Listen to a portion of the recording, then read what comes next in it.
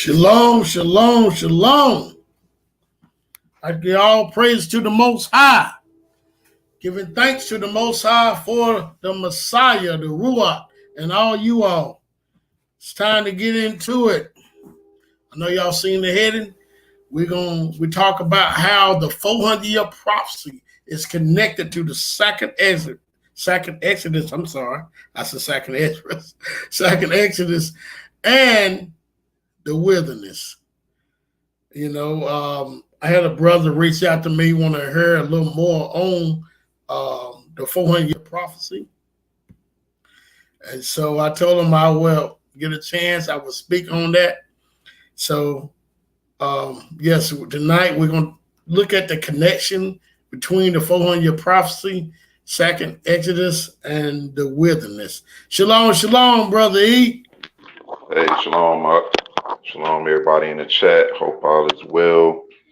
What's going on, bro? How's it going? All praise to y'all. All praises. Yeah, we're going to look at the connections of the second Exodus. It keeps saying second Exodus. Exodus and the 400-year prophecy also, which all going to connect to the wilderness. It's almost like a boom, boom, boom. So that all goes together hand in hand. I heard an echo. Is that on me or you, Brother? That may be me. I got these cheap headphones, man. So I'm on my phone. Okay. I'm gonna switch to my computer shortly. So it may be me. I'm gonna mute out. Okay. All right. Yeah, we gonna Sons of Elohim is supposed to come on. We say he was running late.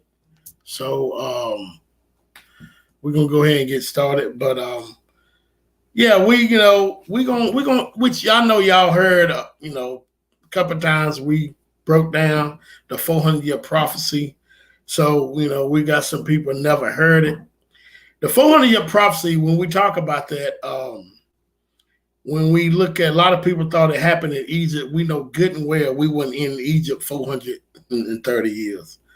But when you even look at that, you add up the numbers from the time of Joseph when they came over to Egypt until we left. We know good and well that don't add up to be 400 years, because during the time of Joseph's death, we got Moses being born. Joseph died 110. Moses being born right around that time, and it said we was in slavery. And Moses lived to 80 years old. We left. So we cannot add 400 years into that. If we can barely add the time that afflicted to even be, I'm gonna say around 100 years. What you think, Brother, on that?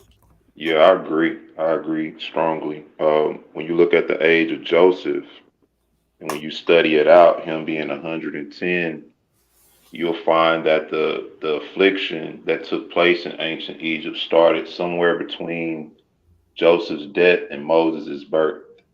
And so we know that there was no affliction on our people during Joseph's rule. So once you just apply that simple rule, you already know you're not going to get 400 years. It's something missing with that. Yeah. And I think this is a topic where we used to get people that challenge us. Don't get me wrong.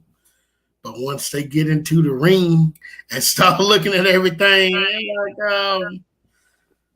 we can add that to be up in Egypt. So where does 400 years had to be?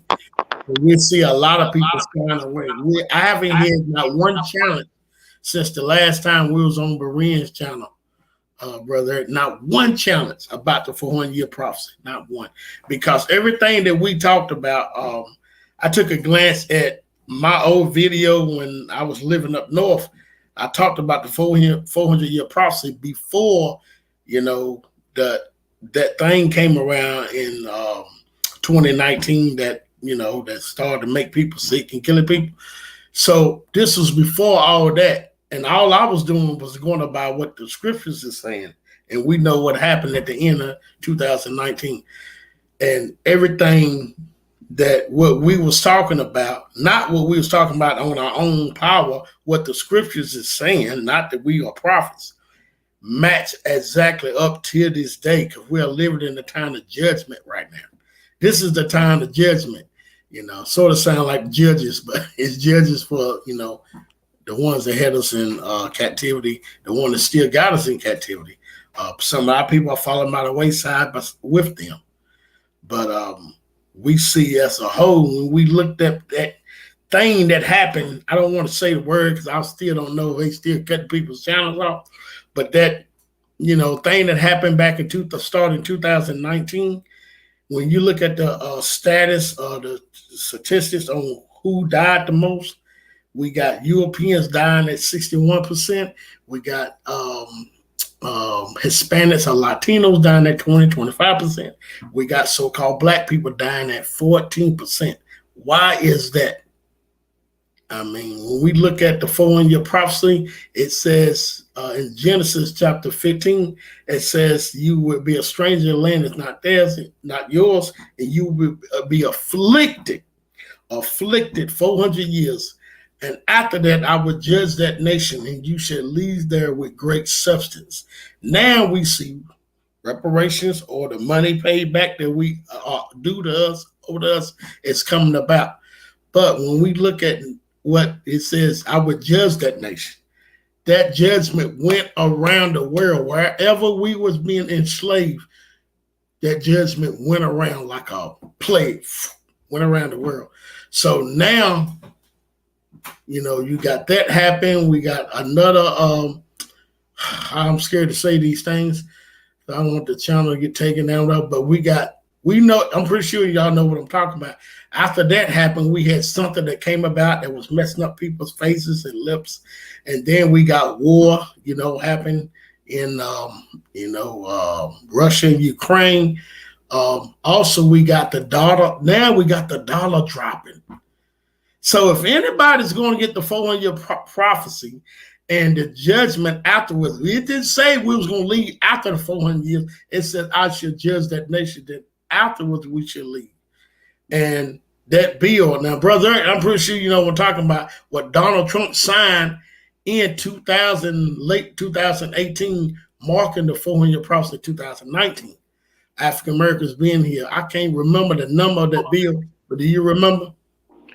Yeah, it was called HR 1242, and I think since then they changed that bill, so it's under another HR code, but they changed it. It was HR 1242, now it's under a different code. But I do remember that well, and I think it's somewhat of a good thing that nobody's challenging. You know what I mean? Because after everything we've been through, like you said, we had a lot of discussions, did a lot of videos, and people trying to step up to the plate. Y'all know how that goes. Down goes Frazier every time, But I think it's a good thing. And I'm not one of those brothers who condemn people who go against it, because a lot of people are skeptical now in light of what's going on, everything you just named. So with all this going on, people are sitting back and considering it, I think. So I think it's a good thing.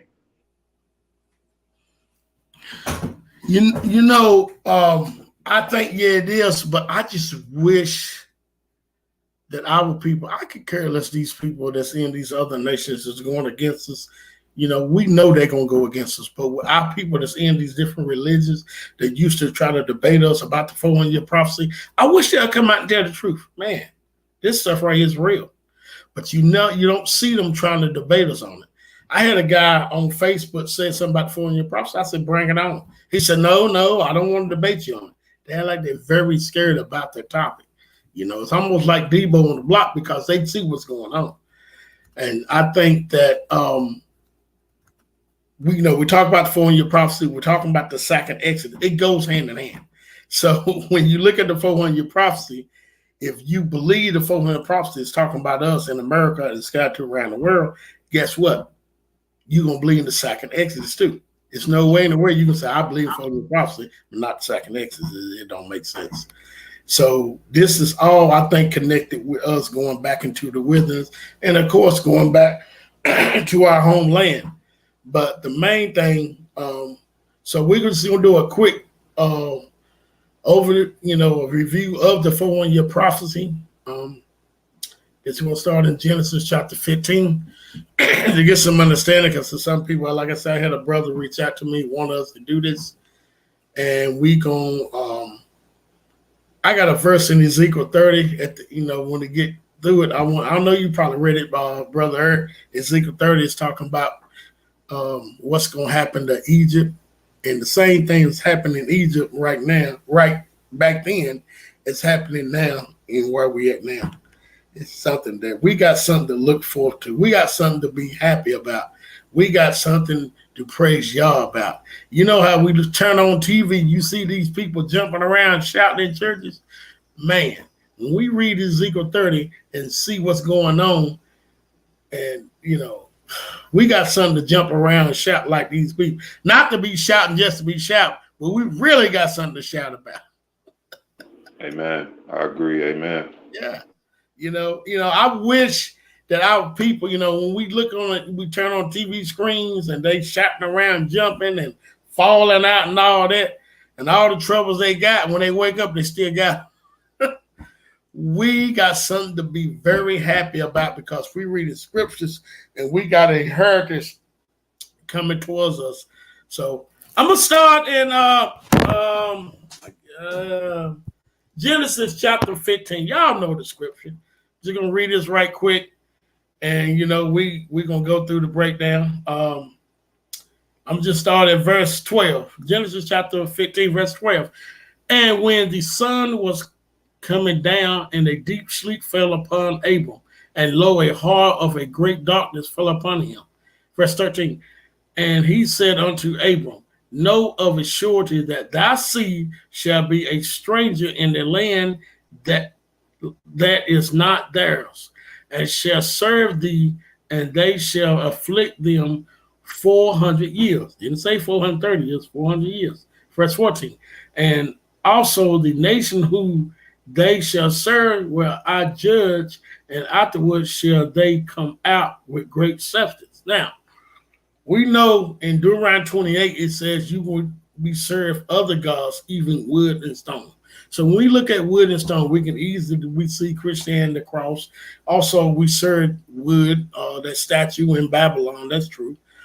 We look at stone, we see the cobblestone, and also we can see the Romans and Greek gods that was made out of stone. So we go to, even in the New Testaments, if we go to Matthew chapter 6, verse 33, it says, what your God, what your Yah is going to give you. Don't be like the Gentiles, for they don't know, because they serve what? Wood. They serve that stone statue. It can't do nothing for them. So we know when we read this right here, that we are being in the land we've been afflicted 400 years. We just went over that. What else you can tie to this to explain, Brother Eric, what you think that this is the land that we've been afflicted 400 years? Talking about America? Yeah. You can just simply count the dates. Mm-hmm. And you mentioned in 2019 when everything started to fall out, with all of these different events, Mm-hmm. If people do the math from that time to now, you will at least be able to agree that there has been 400 years of affliction here, from chattel slavery to Jim Crow to systematic racism. And then today we're still sort of dealing in that, the destruction of our people, the destruction of the family, the destruction of the youth. All this is systematic. And, the thing about it, all of these things other groups benefit from, but if you do the math, you'll see that 400 years is fitting in this nation alone. Okay, you're exactly right. That 400 years, that even the math stands out, right? Before I go a little farther, I'm gonna greet the chat. I forgot to greet the chat, y'all. I get kind of hype about this 400-year prophecy. So, but you're right. The math itself destroys. Jason Philip McCarthy put a 400-year prophecy was after Egypt, so these other contenders would have to show where they served 400 years of hard bondage slavery after Egypt, all boxes included, being detailed. That's right. Because a lot of people are trying to say Egypt or wherever, oh, my people was in slavery. Show me 400 years. This is the thing they don't do. So let me start greeting the chat. Shalom, Lynn Yah. Shalom, shalom. Shalom, Deborah. Shalom, Jason Phillips. Nectaris Graffiti. Shalom, shalom. Praise him. Shalom. Joe Scott. Shalom. Josiah Israel. Shalom. Let's ready to bring it out. Shalom, Marcus Yasharal. Observer Deprogrammer. Shalom, shalom. Tawana Massey. Shalom, sister. All right. Seems like that's, I got everybody. So, yeah, Brother Ed was talking about the mouth, as in when you look at the mouth, anybody that Shalom, Samantha Gray. So if anybody looking at that mouth on how we fit the description, nobody else fits that. I have no idea why anybody would debate this. This is crazy. Now I'm gonna go to verse 14. And Hey, also go ahead. do me a favor. Send me the link to my messenger real quick. Okay. Let me see if I can do this right here on my phone.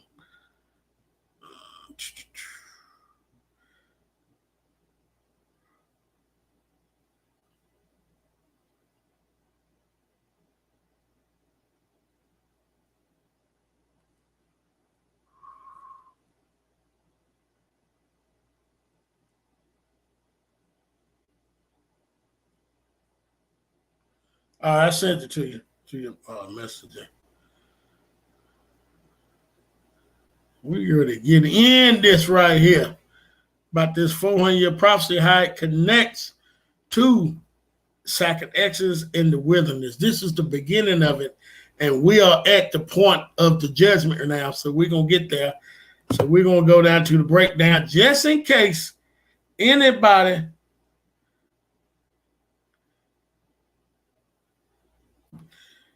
if anybody tried to come up and say anything about the 400-year prophecy. If they do, y'all, please send them. Send them to my channel. Send them to Brother Earth's channel. And I'm willing to stand for this because we got all the evidence. As the years keep going, evidence of the 400-year prophecy is here.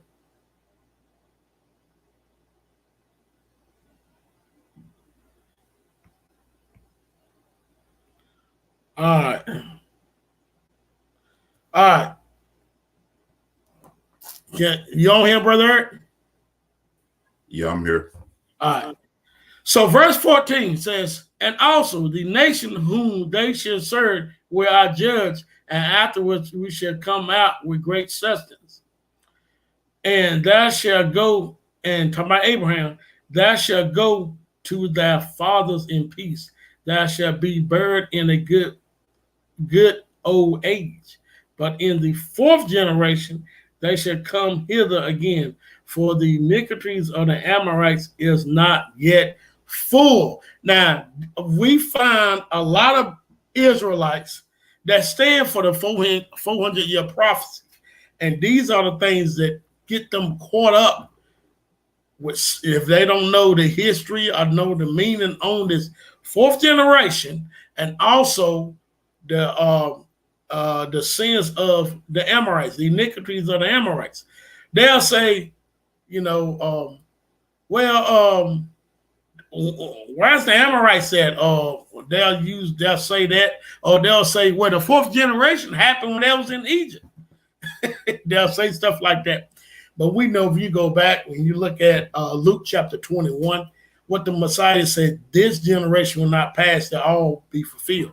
So, number one, you got to find out what is a generation. What is this talking about? When you go look at the generation according to 42 generations or whatever, it do not add up with with the generation of the patriarchs, the 12 brothers.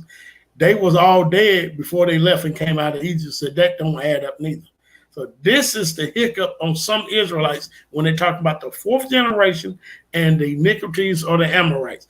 This is the part, Brother, I think is very good in when talk about the iniquities of the Amorite. So you want to break that down? Yeah, I'll do that. Let me I was actually pulling it up. Hold on.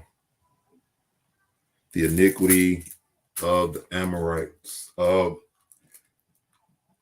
Just to try to be brief, when I dealt with this and I read it, when I got down to that part, the question I asked was, why the iniquity of the Amorites? You know what I mean? Like when you go back to Genesis 15, for instance, you mind if I pull it up, Brother Kadar? Can you hear me? Can you hear me, Brother Kadar? Yeah. Okay. I'll put it up. Let me Genesis 15. Okay, here we go. Hold on.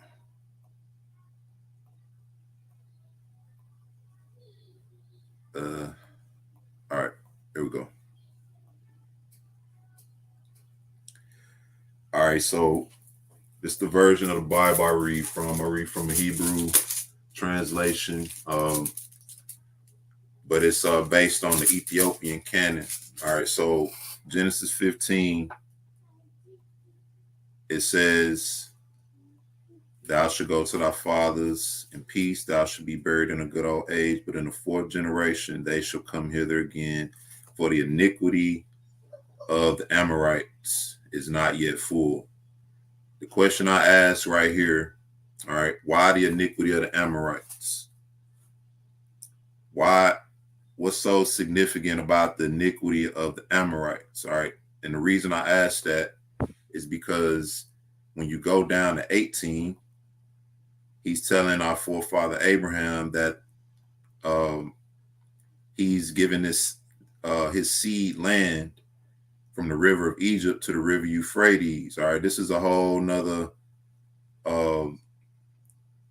topic and discussion. But when you get down to 19, it says the Canaanites, the Kenites, the Cadmonites, the Perizzites, the Rephaims, right?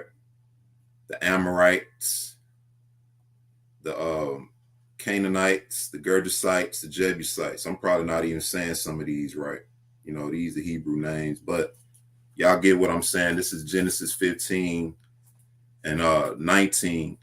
Why the iniquity of the Amorites if you got all these other groups right here? What makes them so significant, right?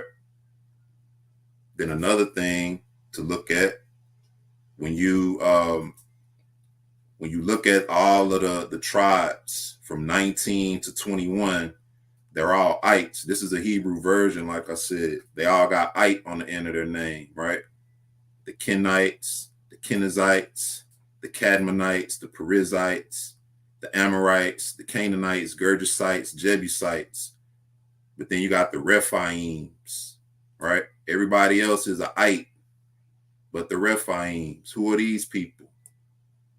And when I came across that and I asked that question, I was led into the book of Jubilees. And I'm going to pull up a passage real quick in Jubilees, and I'm going to turn it back over to you real quick, Brother Kadar, while I'm pulling this up. Okay. While you're putting this up, I'm going to put some verses up here. The chat be bringing it. Says it's Exodus 34:7, keeping mercy for thousands, forgiving iniquity, transgression, and sins that will by no means clear the guilt. Wow.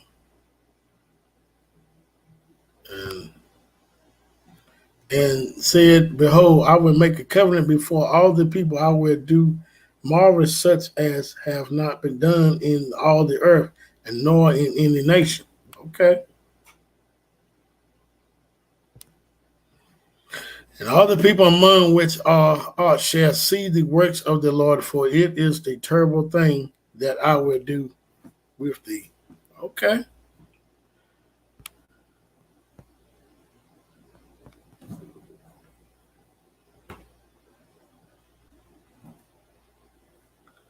See what else?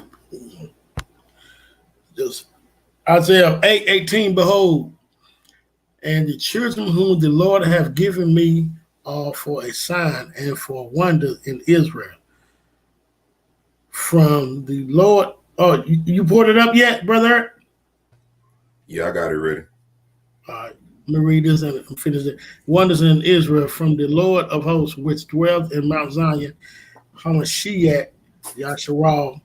All right, all right.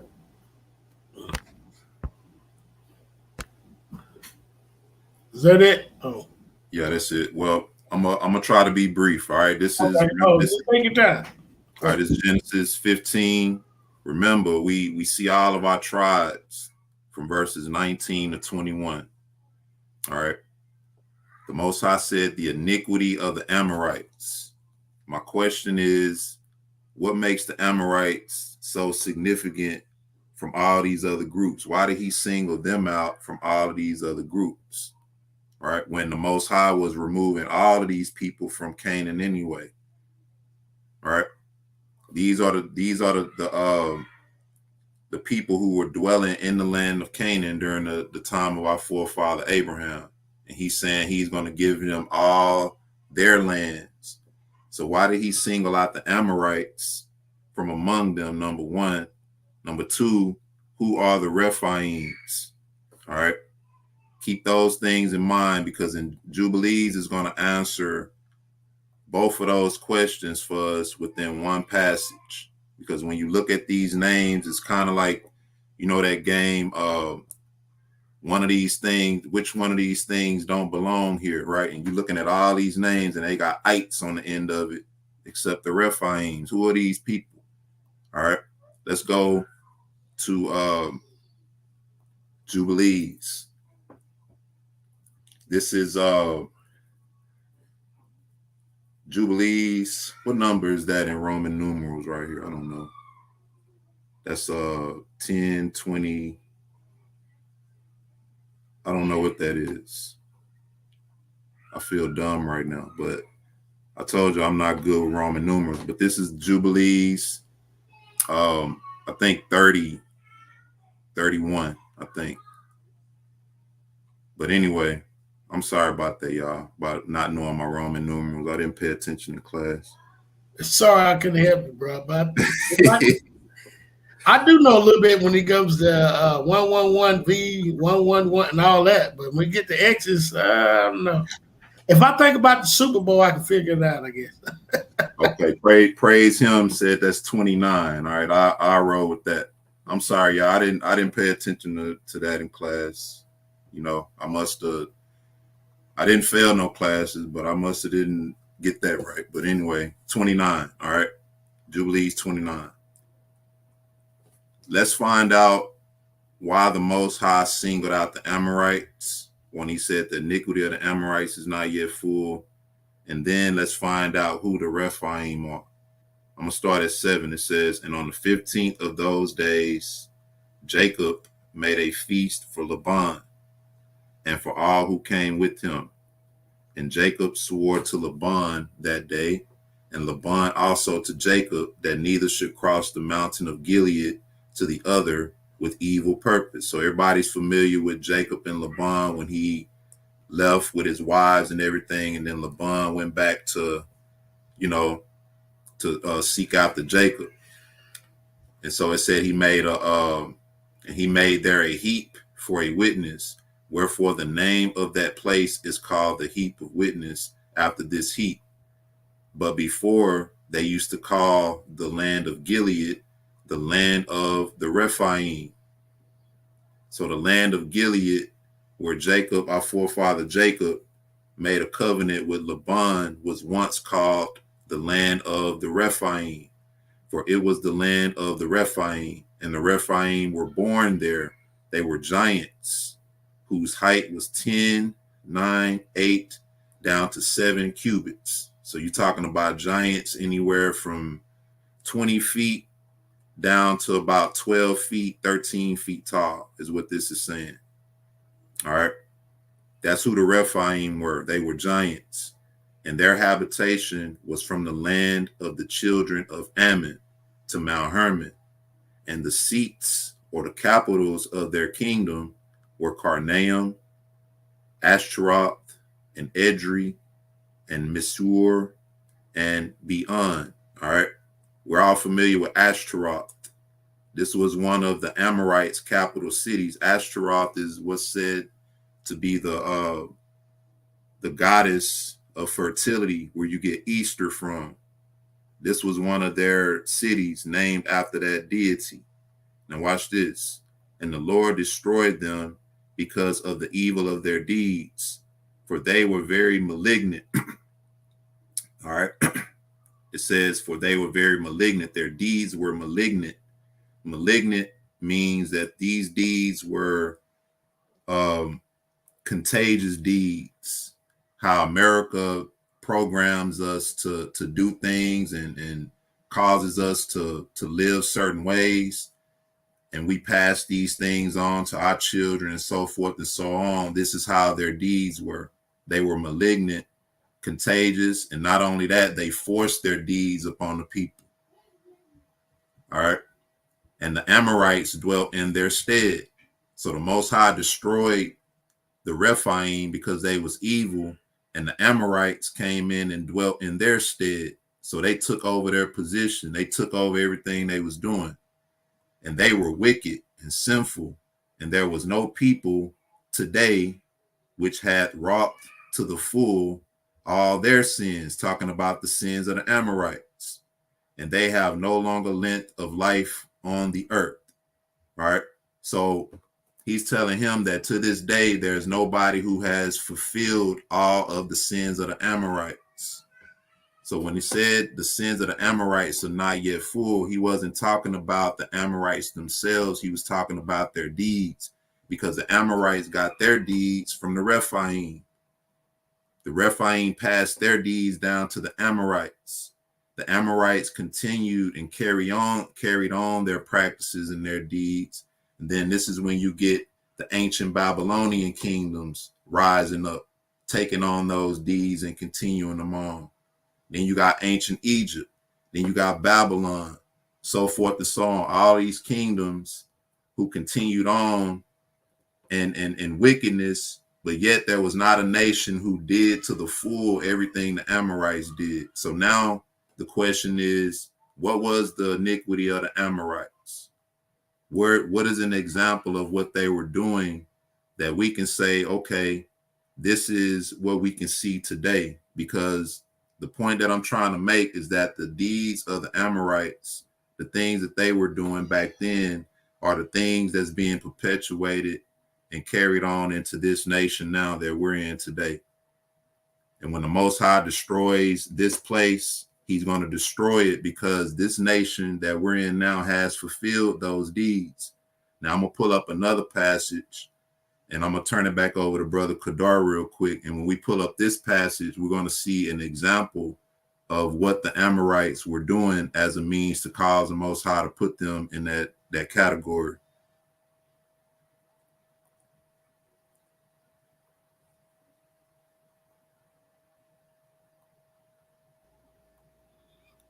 Wow, this right here is breaking it down.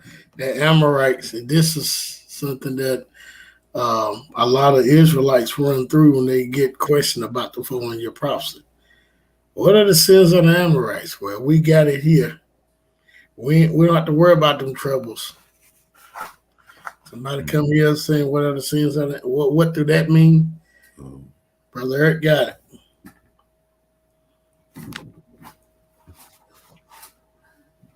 Let's see. So, the blood of all the prophets which was shed from the foundation of the world may be required of the generations. Okay. That's a good passage right there.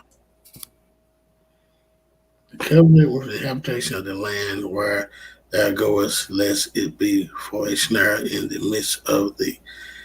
But ye shall destroy the altars, break their images, and cut down their groves. Exodus. Okay, yeah, that is in Exodus because I'm going somewhere there later on. So you hit one on the point about that Exodus. Really on this Exodus right here. It says, observe thou that which I command thee this day. Behold, I drive out before thee the Amorites, Canaanites, the Hittites, the Perizzites, the Hivites, and the Jebusites. Take heed to thyself, lest thou make. What did he put the other? Okay, it's probably to the other side. The other scripture go with that. Okay, all right. Yeah, that's exactly what brother. I think he was reading that scripture earlier. Give me a second. I'm trying to locate it, but I'm about to pull up a passage that's going to show an example of the iniquity of the Amorites. Give me a second, though. Okay, all right. So why he pulling up that, y'all? I want y'all, once we get through the Amorites, now we're going to go through the breakdown after that of the 400-year prophecy. Now, I want y'all on this breakdown.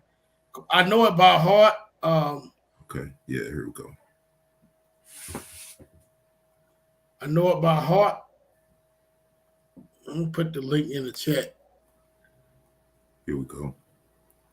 Oh, there you go. All right, so the iniquity of the Amorites. Let's look at an example of the iniquity of the Amorites to see if we can make a connection. This is the Testament of Judah, chapter 12. It says, and after these things, while Tamar was a widow, she heard after 2 years that I was going up to shear my sheep, and adorned herself in bridal array, and sat in the city of Naam by the gate.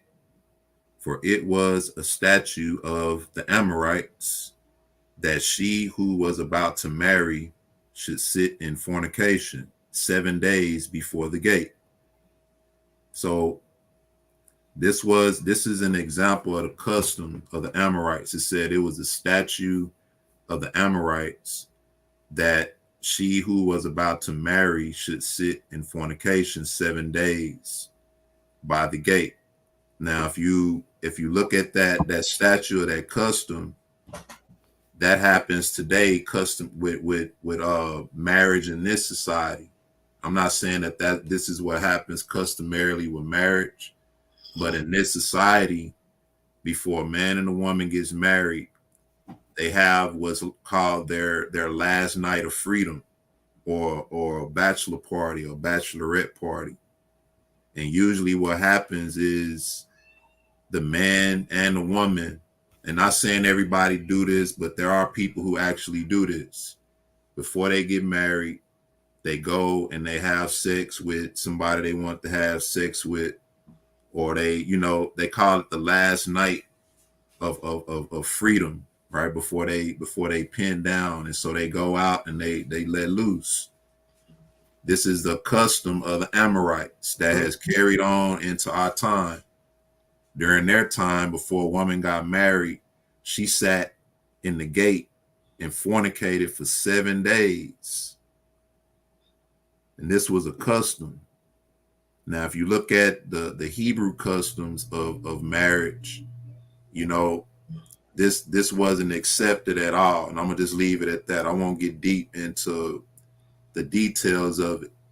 But this would be called an abomination, right?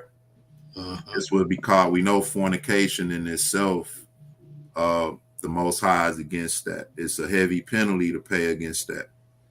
And so this was their custom. This is an example of the iniquity of the Amorites. And so when you look at what they were doing, you can make a connection and see that this is what's happening today. This is the nation that has fulfilled the iniquity of the Amorites. Now I'm gonna go to one more place to sort of top this off. This will be my last place dealing with the iniquity of the Amorites. I'm gonna go to Second Esdras,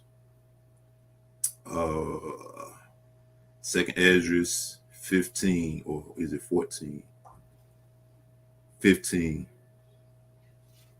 Second Esdras 15. It says, "Behold, speak thou in the ears of my people the words of prophecy, which I will put in thy mouth, saith Yahuwah, and cause them to be written in paper," which is what we read. He said, cause the words of prophecy to be spoken in the ears of my people, which he will put in our mouth. And that's what we're speaking. And he says, cause them to be written in paper, which what we're reading, for they are faithful and true. Fear not the imaginations against thee. Let not the incredulity of them trouble thee that speak against thee. For all the unfaithful shall die in their unfaithfulness. Behold, said Yahuwah, I will bring plagues upon the world, the sword, famine, death, and destruction. For the wickedness hath exceedingly polluted the whole earth, and their hurtful works are fulfilled. So the iniquity of the Amorites is fulfilled. And when the Most High said the Rephaim got so wicked and he destroyed them, is because their evil got so bad he had to wipe them out. He said that's it. And that's the same thing he's saying right here prophetically to us. He's saying that the wickedness hath exceedingly polluted the whole earth, and their hurtful works are fulfilled. It's done. The iniquity of the Amorites is fulfilled. Wow. And that's the time we living in. Yep, exactly. Even though some of our people are not doing that, but they go have bachelor parties and stuff like that. But then their mind they doing you have bachelor parties, you got strippers. It's almost similar to that, if they're not doing the whole 9 yards. See what I'm saying? Yeah. Yeah. Shalom, Yanakota. How you doing? Shalom, fam. Shalom. I'm just sitting back, I'm checking out the show, and I'm like, oh, tag me in, coach. We talk about the 400-year prophecy and some end time stuff. I'm all the way down for it. You got something on the Amorites and the iniquities before we get them to the next level? I remember a passage that came out of Nehemiah, if I ain't mistaken, and it was talking about what our people had done with the children of Lot. Mm-hmm. One of them things that got us in trouble big time.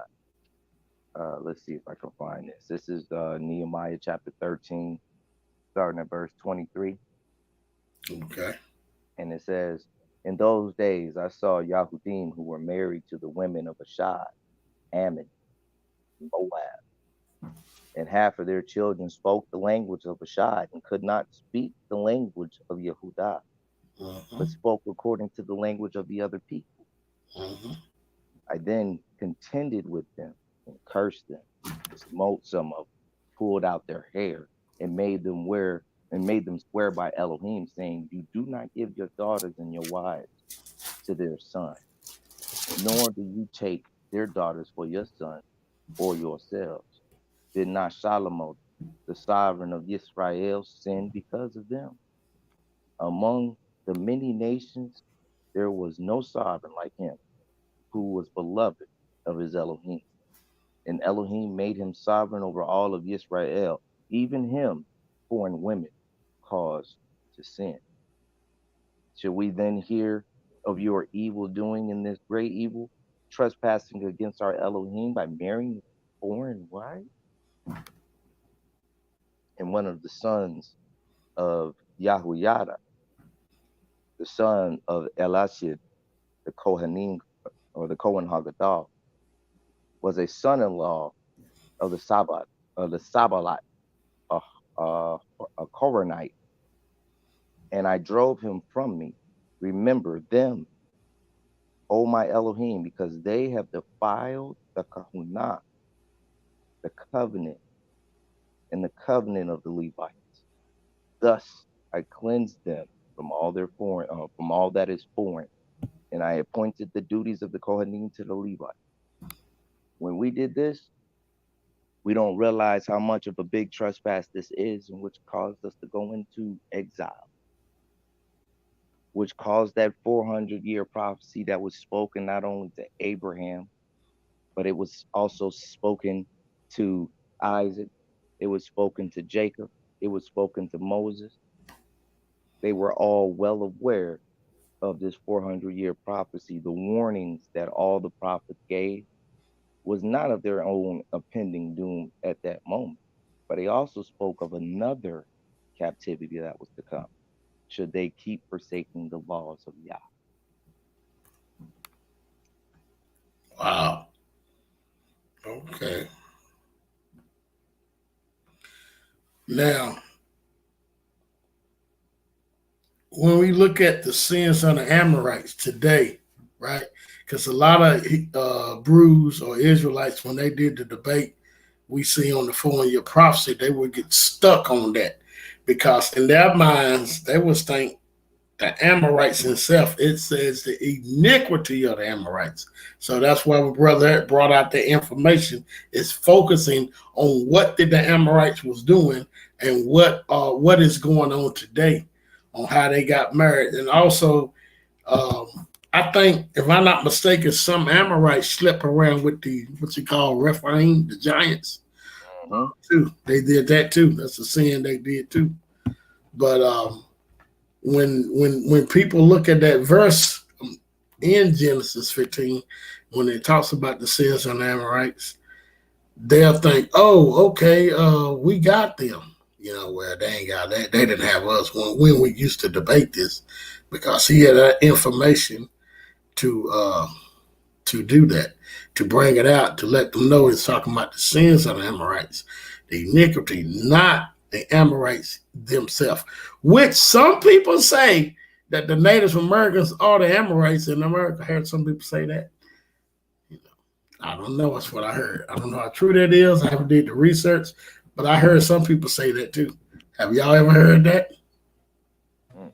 No, I don't think I ever heard that one. No, too many people saying they us. So no, yeah, I know that, but I want to say, I think Uriah got some information on that. I think that's where I got it from. Uriah got some information on the I think, I'm not sure, but I think it's Uriah that showed me some information on that. And somebody else was saying that the Native Americans are the Amorites, but I don't know. Oh, wait a minute. Hold up. No, yeah. Now that I think about that, yeah, that is actually, there's a strong indication that these people are, those people were actually Amorites based off of the Amaru people and what the Native Americans themselves actually talk about, how they weren't the only ones, you know, the Siberian Asians, they weren't the only ones to cross the Bering Strait. There was a bunch of people that came up from the south, from what they said. They came up from the south and joined them and went across the Bering Strait, right? And there was like some cataclysmic earthquake or whatever, you know, it was land sank, shit flooded. But the people that came over, they said were called the Amaru people, right? The Amaru people or the Amuro people or the, you know what I'm saying? And I'm like, wow. So when you look up the etymology, is very similar to the Amorites. Wow. I seen a documentary that showed, well, you know how documentaries are. Yeah. They showed certain things and ancient connections to say that the Native Americans was the Hittites. Wow. I don't know how true that is, like I said, but I have seen, people proving that they are the Hittites. Well, they cousins, Amorite Hittites. Right, so it could be. It could be a combination of the two of them. Because remember, both the Hittites and the Amorites was expelled out of the land. Yep. Where All else of them would they were, go? Yeah. They couldn't go south because they was gonna get killed. They couldn't go east because the Greeks was there, or they couldn't go west because the Greeks was there. So where they go? East. It makes sense. Yeah, it does. So the second part is 4-year prophecy, right? The next thing people want to aim, why do y'all say 1619 marks the 400 years? Start of the 400 years, 1619. Why do people say that? Why do Israelites say that? And a lot of Israelites get hung up on that because they'll say, I heard someone say, they have some good answers. They'll say, well, when you look at the transatlantic slave trade, that's the only time you see a worldwide slave trade. But they forget the Arab slave trade before the transatlantic slave trade. But even using that, they on point, I would say. So the next part we're going to get into is to break down how 1619 stands alone as the 400-year prophecy. It stands alone. It does. Yannicka, do you want to help me? When we go to Daniel chapter 7? Oh, absolutely. Let me go ahead and pull that up. Once you start reading that verse 1,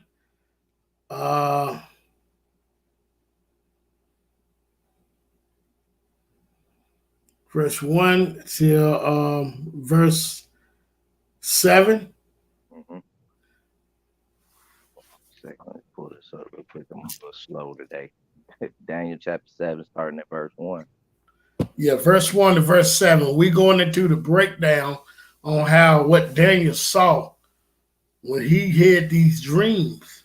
And even he saw all the way to these visions or dreams until this day. A lot of people miss this. But we're going to, of course, with Daniel, the first part of Daniel 1 to 7, we're going to know exactly what he saw because we can look in history and see that. Now, but you'll see when we read that. All right. Daniel chapter 7, and starting at verse 1, it reads this and likewise. In the first year of Belshazzar, the sovereign of Babel, Daniel had a dream and vision. Oh, I'm sorry. He had a dream and visions in his head on his bed. And then he wrote down the dream, giving a summary of the matter. Daniel spoke and said, I was looking in my vision by night, and I saw the four winds of the Shamayim stirring up in the great sea. And the four great beasts came up from the sea, different from one another. The first, like a lion and eagle's wing. And I was looking until the wings were plucked off, and it was lifted up from the earth and made to stand on the 2 feet like a man, and it was given a man's heart. And see, another beast, a second like a bear. It was raised up on one side and had 3 ribs in it between its teeth. And they said, this to it, arise and devour much flesh. And after this, I looked and I saw another like a leopard, which on its back had 4 wings like a bird. The beast also had 4 heads, and rule was given to it. After this, I looked in the night vision, and I saw a 4th beast, fearsome and burly, exceedingly strong. And it had great iron teeth. It devoured and crushed and trampled down the rest of with its feet. It was different from all the beasts that were before it, and it had 10 horns. Wow. So when we read that, of course, now we know that Daniel saw Babylon, Persia, Medes, Greece, and Rome. But the thing about when Daniel see these visions, a lot of people miss, not to say y'all on the panel, Every last one of these beasts got something in common. Do anybody? I know, brother Eric, you already know. Yanakoto, do y'all know what these beasts got in common with us? Sons of Elohim, shalom, brother. Do y'all know what each beast got in common when it comes to Israel that Daniel saw? I know y'all know this. Captivity. Oh, good God. Sons of Elohim, you on here? Yeah.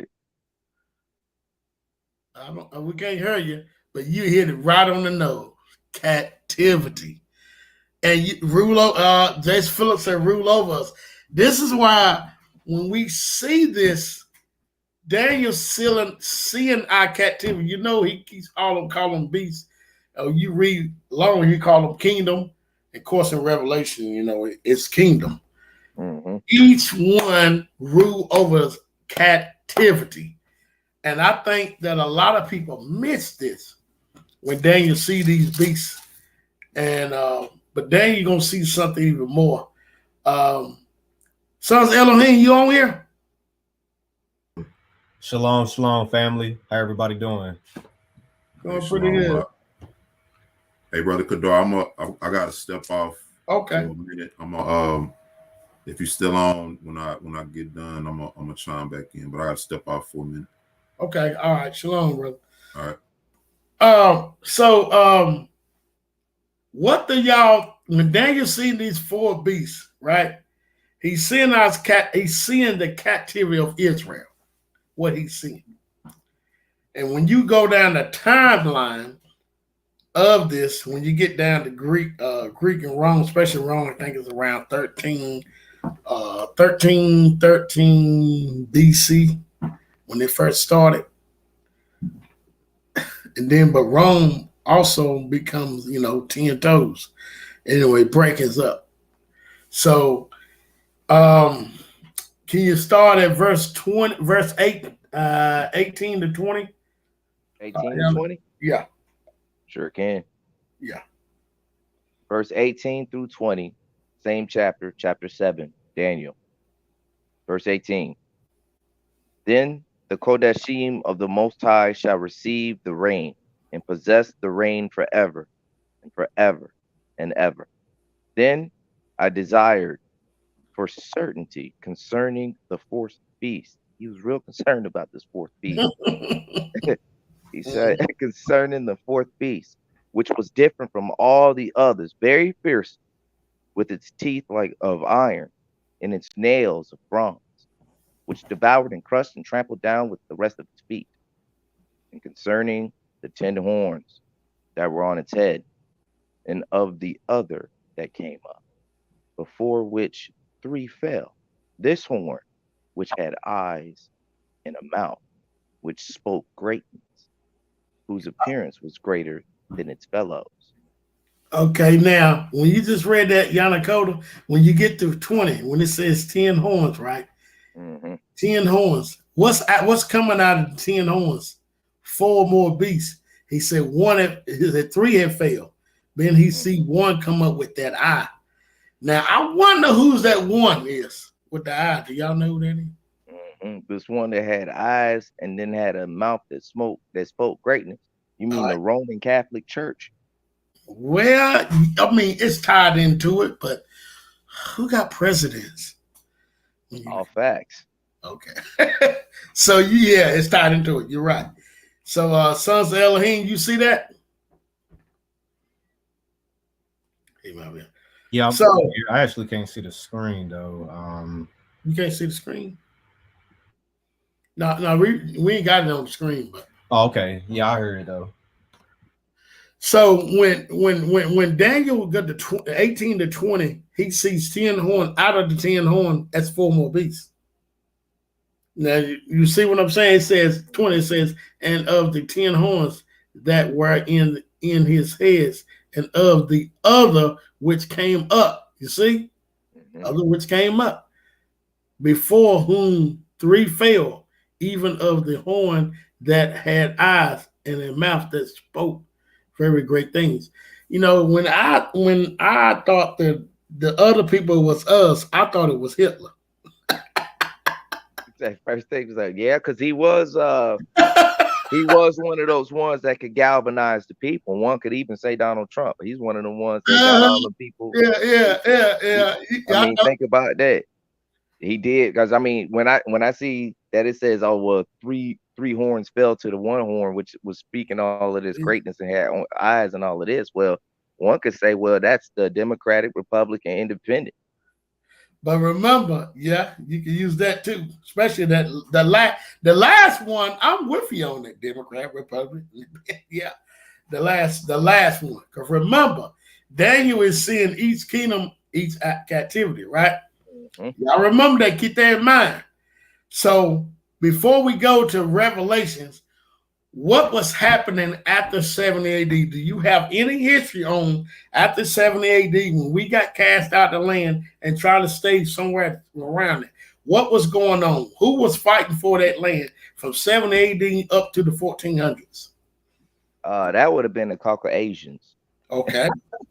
These would have been your Romans or your descendants of the Romans from Constantinople that ultimately turned into the Ottoman Turks. Then they turned over a new leaf when they sided with what's his name, Muhammad, and they embraced the Muslim religion. Then you had the Caliphate start sending these kings that had did the coup over there in Europe and kicked all the black rulership out. Well, they did that with the backing of the Roman Catholic Church. Now, mind you, this is all right after 70 AD going all the way up. So this is what Rome has been doing. Rome fell like 3 times. And Constantinople, well, Constantine, he was the last emperor to actually be called emperor. He was also the very first pope. So what they did was they made the pope and the title of emperor interchangeable at the Council of Nicaea. Right? So yeah. This was all off of the piggybacking of Vespasian and Titus, more so Titus than Vespasian, because Vespasian wasn't emperor long. But Titus, what he did was he used all that wealth, all that gold and all of that stuff that they got out of the temple, and that's what he used to build all of his little projects and also advance the changing in structure of Rome. Remember, they were actually in Rome, in Italy. Mm-hmm. Well, they ended up getting attacked by the Saxon barbaric horde from the north, the Germanic people of the north.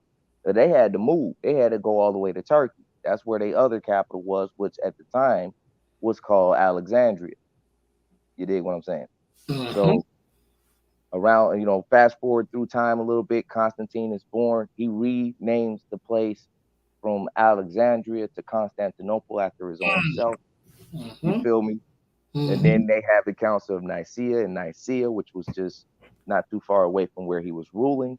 That eventually dissipates. It doesn't go anywhere, but it dissipates. And the reason why it dissipates is because they hired a young engineer and artist and borderline genius named Leonardo da Vinci to rebuild a capital, not in Rome, but in the Vatican. Vatican, okay. In Venice. So go ahead. Where all of that came from. So I'm gonna come back to you because I got something to ask you. I'm pretty sure I think you know the history. But Sons Elohim, what you think was going on during the time of 70 AD up to the 1400s?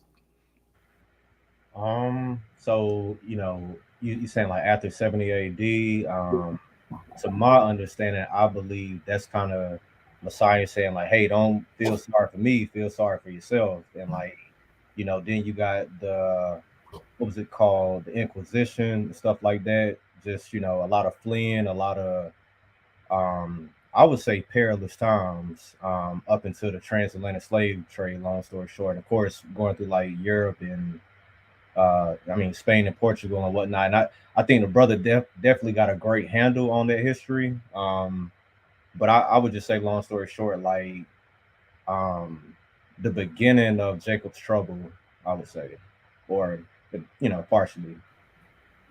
Man, great. You're right, because that fits right in what Yannicka was talking about. Jacob's trouble is off the hook. Now I'm asking you something. Now we know that land over there. I mean, you was talking about this, Yannicka, or the dude I called George Clinton. That land was covered up, right, by Rome and who else? The Arabs. Yeah. I think that happened in 138 AD. I don't know. Yeah, At first it was buried by Titus, because Okay. Titus didn't want us to come back to the land. We was expelled out of the land, and that was at the orders of Vespasian, because he was pissed off we kicked his behind in war. Yeah. He was mad that he was losing. Had it not been for Titus, he would have lost that fight. I'm just saying that's in the writings of Josephus. But also, it wasn't meant for us fighting one another. We would have, because they waited about 6 years outside the gate. Yeah. Yeah. Why we sabotaged ourselves? Yeah.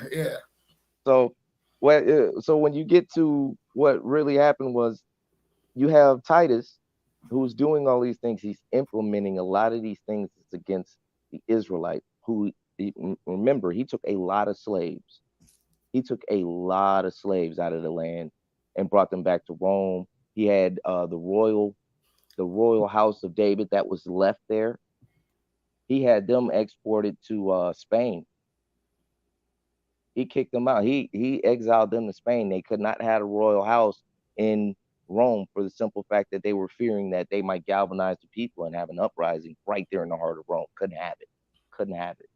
So what they did was they did what Nebuchadnezzar did. And then, remember how I was telling you how the church or Rome converted themselves into a church rulership. And that's where you get the Inquisition, because they knew where they had sent these people. They knew they were in Spain and Portugal, and they had lived with these black Moor Muslims for over 1,000 years in peace. And then when they came with their Catholicism, they wanted us to convert. They say convert or die. We told them go get bent. They started torturing us like we have never seen. Everything that was written down in Deuteronomy chapter 28. And the coldest thing about Deuteronomy 28 is when you realize he might have told Abraham we was going into captivity for 400 years, but he told Moses what would happen during that. Wow. Now, y'all, this is something my history, because I ain't gonna lie, I got lazy. That part right there need to be filled. I'm glad y'all brought out the history. And when we get this, I'm gonna talk to Eric. I know Eric probably still listen. That one thing that we needed when we try to do a documentation on the Form Your Prophecy, we better hurry and do it, because if we don't do it, we might be out of here. But anyway, that part of 7 AD, the leading up to the part of to the 1400s, you hit around the nose, because the Israelites lived in peace with the Moors, the Muslims. And some people say, some Moors was Israelites. Could have been. But that right there plays a big part. Now, remember, Daniel seen 10 horns, and out of 10 horns, basically 4 more kingdoms that they had us in slavery. And remember, Daniel sees that captivity. Now, sons of Elohim, you on here, right? Yes, sir. Now, we know that America is called the daughter of Babylon. I agree. I don't know if y'all agree with that. I think it is. Y'all agree with that? Absolutely. Okay. So let's go to Revelation. Sons of Elohim, I want you to read it. Revelations chapter 17. Start reading at verse 6 all the way to 11. All right. Do you have any preference on the translation or? King James. Once you got the Hallelujah scriptures, yeah. Or 16:11, it doesn't matter. Okay, I'm in the KJV, and you said 17 and 6. 6 to 11, yeah. Okay, let's see. And I'll put it up just so y'all can see it. Where that thing at.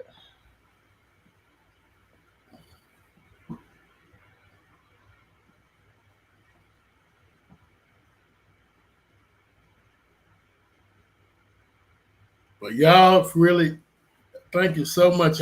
We need that fill in right there. It's very important. So, Yanakota, the information you got, you think you can pull it up? I mean, not today. I'm talking about in the future. You mean as far as documentation about the Inquisition and all of that?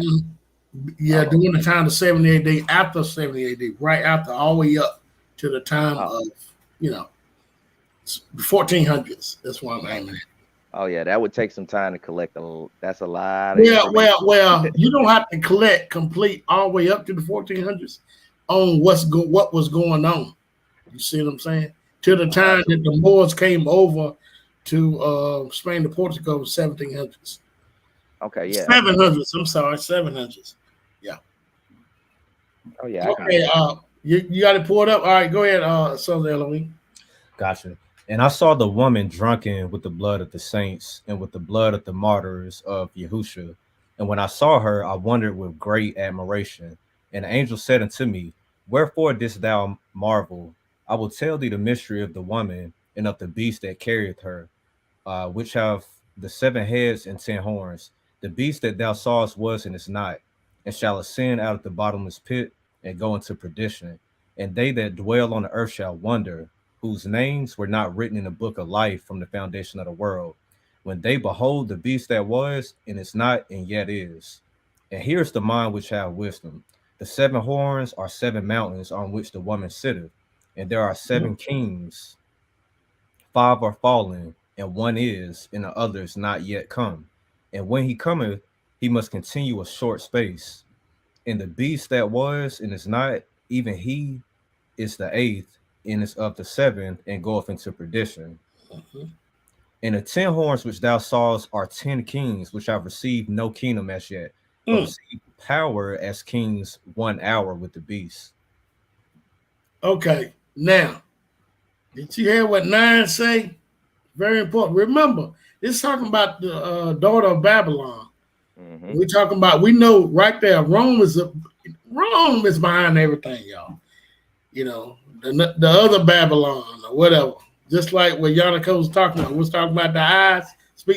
Rome's behind everything. But it says the 7th comes from where? The 8th, right?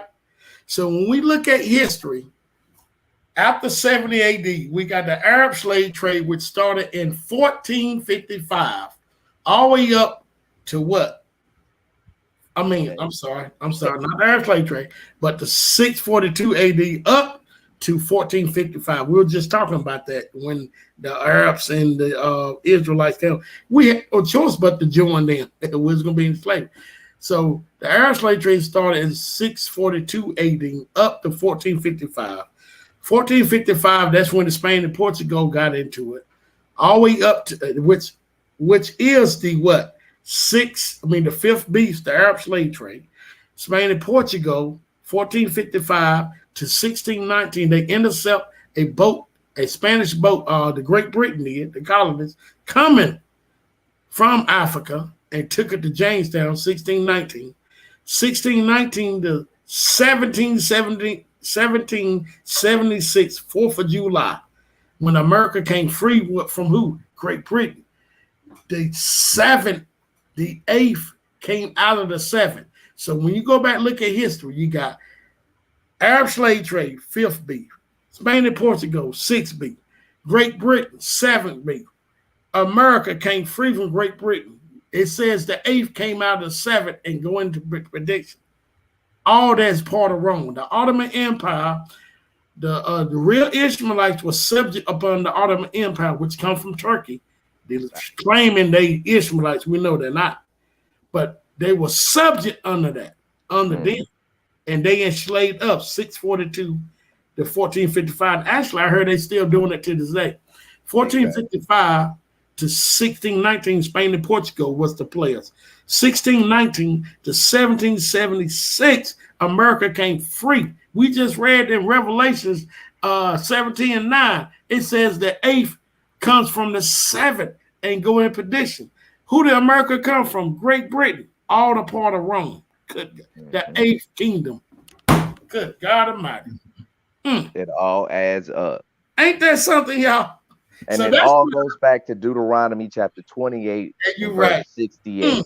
And if you want me to, I can read that out. Yeah, go for that it. Way that way everybody get an understanding why I went directly back to Deuteronomy chapter 28, verse 68. You gonna pull it up? Oh yeah, I'm bringing it. Yeah, I got you. What was it, 28, bro? And what else? Deuteronomy chapter 28, verse 68. 68. I don't know if you can see that. You just want 68 or a little bit after? Yeah, just 68 is cool. Okay, there you go. All right. And it reads in this and likewise. It says, verse 68 in Deuteronomy 28, verse 68. And Yahuwah shall bring you back to Mitzrayim in ships, by way of where I said to you, you shall never see it again. There you shall be sold to your enemies as male and female slaves, and no one to buy you. Yeah. Is And it? real quick, just this notion of like America being like the land of Canaan somehow, like you really can't prove that, in my opinion, with any type of historical facts. I don't know how you brothers feel about that, but That's crazy. No. I think it's Matter nonsense. of fact, I think I already know where I'm finna go with it when it comes to you already know I'm going to Joel chapter 3 because Joel that one of my favorite chapters of the whole Bible because it answers the questions. Let me get it real quick, Gentiles. Why not? Let me get it real quick. Which one is it? Joel chapter 3. I mean, why not? Just for the chat at least. Just for edification for anybody that might be confused about why we keep saying this.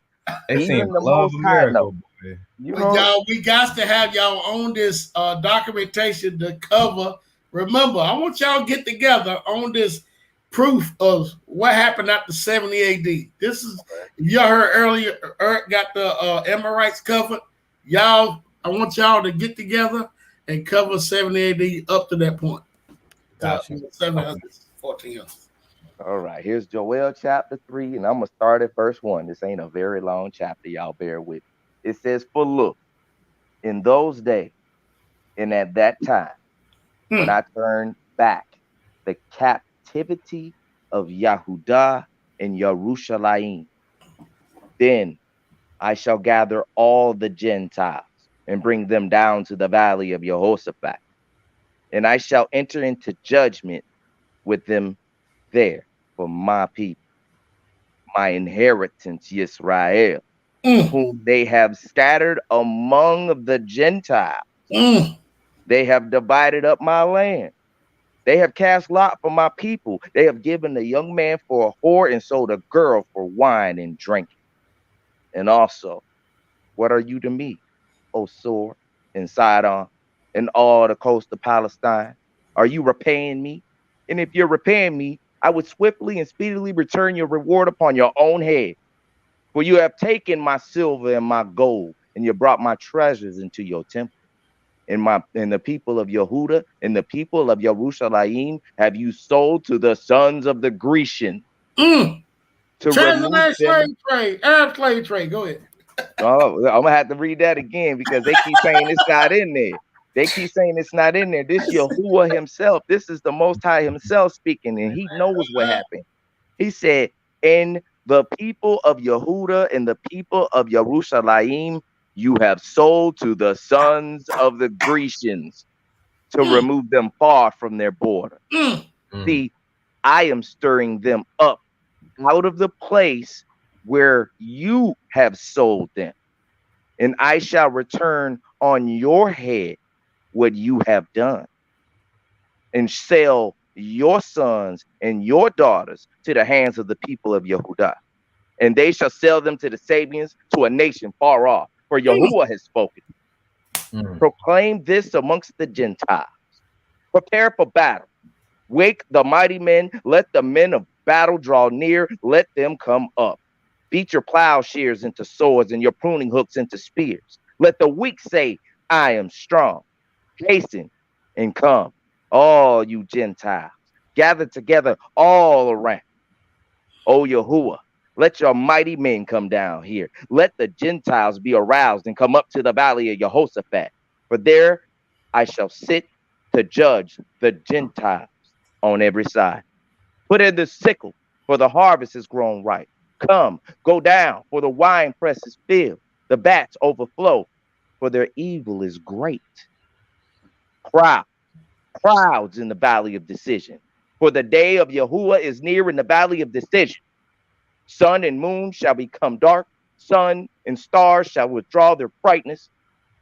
And Yahuwah shall roar from Zion and give forth his voice from Yerushalayim. And the Shamayim and the earth shall shake.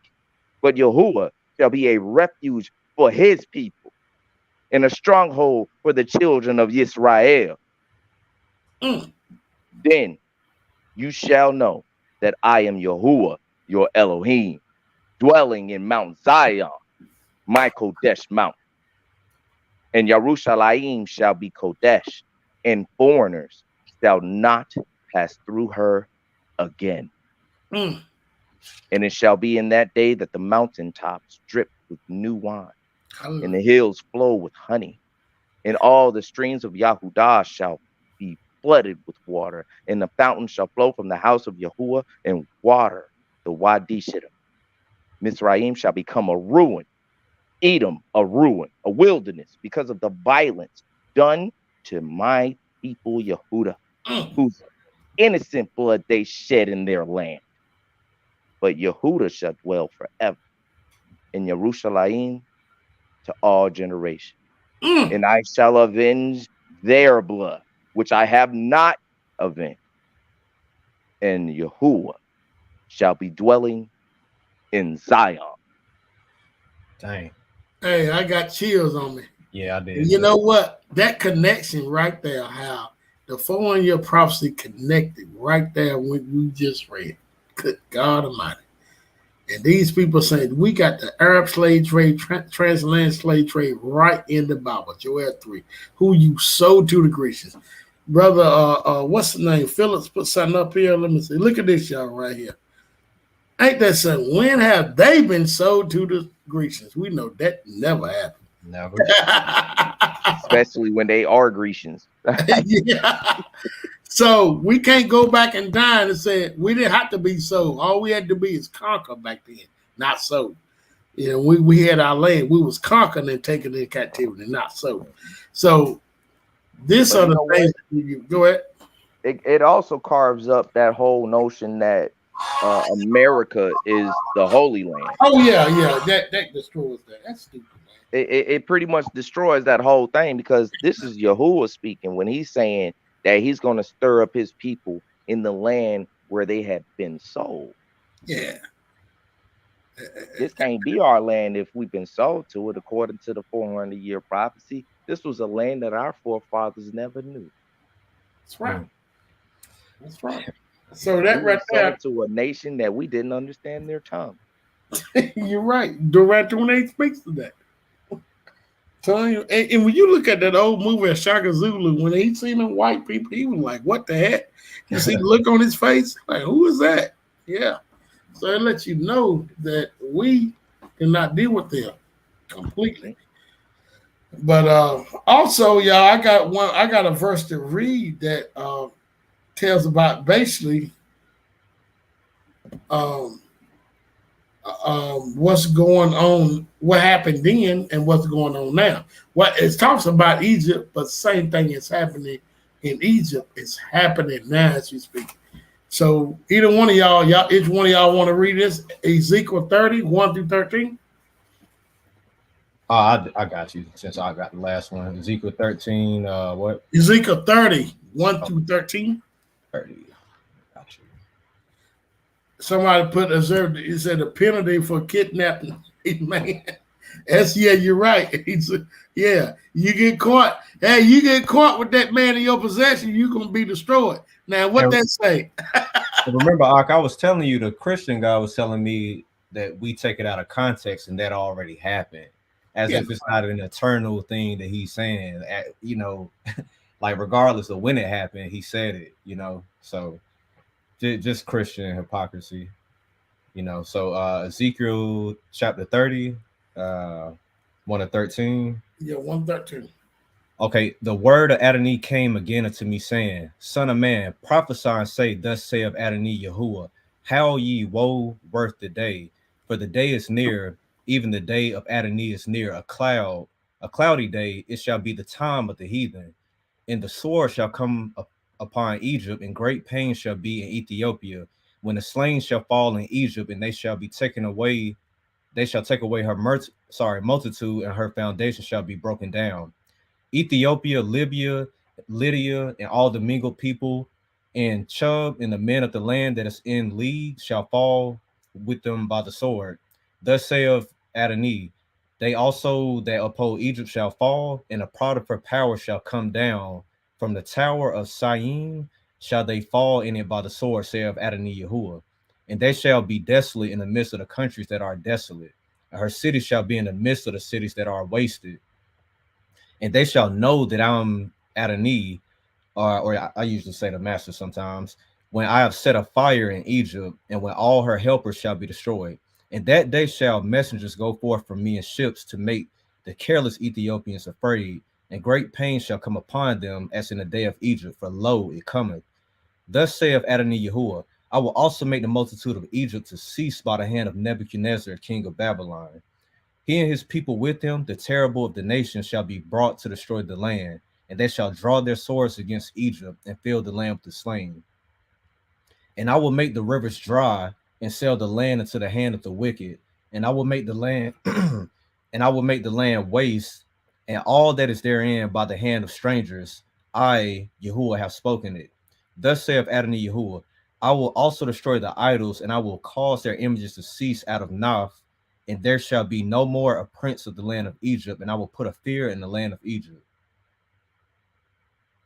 You want me to keep going, or I think that was Nah, just we'll read that what the Most High did to Egypt then. tow it up. What do you think he's gonna do now? What's going on now? What's crazy is that actually Yeah. still applies, because Egypt is right now currently in the hands of foreigners. Hey, yeah, don't it? Ain't that something? You're exactly right. Look, and I will make the rivers dry. You know, the Euphrates drying up over there. The Nile River is drying up over there. I mean, this is unreal, y'all. When you look at this stuff, it's unreal. I mean, it's real. I'm happy, but I'm thinking, how do we miss this stuff? How do our people that's in these Christian churches miss all this stuff? Look at it like this. Look at it like this. They temples. Remember how the Most High was talking about he was gonna make their temples for naught? Well, He did that because now they over there trying to dig them up. They was buried under thousands of years of sin. All their mighty ones is broken rubble pieces of rock that they're having to carefully extract out of the dirt. You right. Yeah, and I was just not to go into all of it, but just looking at Joshua chapter 80, man, the plays were definitely in full effect, as we know, from frogs to blood in the water. I mean, you can just kind of look through some of this stuff. The lice, the darkness, Yahuwah sent fiery serpents, scorpions, mice, weasels, toads, together with others creeping in the dust. Flies, hornets, fleas, bugs, and gnats, each swarming according to its kind. And all reptiles and winged animals according to their kind came to Egypt and grieved the Egyptians exceedingly. So, I mean, again, I ain't gonna go through all of it, but it's devastating. It's definitely not pleasant, obviously, and real quick, notwithstanding this, the anger of Adonai Yahuwah did not turn away, and his hand was still stretched out over all Egypt. So, he definitely gonna beat them into the ground. It's not even like a hit for a hit type thing. It's like, nah, I'm gonna pay you back and then some type thing. And can I go back to Genesis chapter 15, 12 through 13 for a second? Yes, sure. Genesis Genesis chapter 15, 12 through, let's say, 17.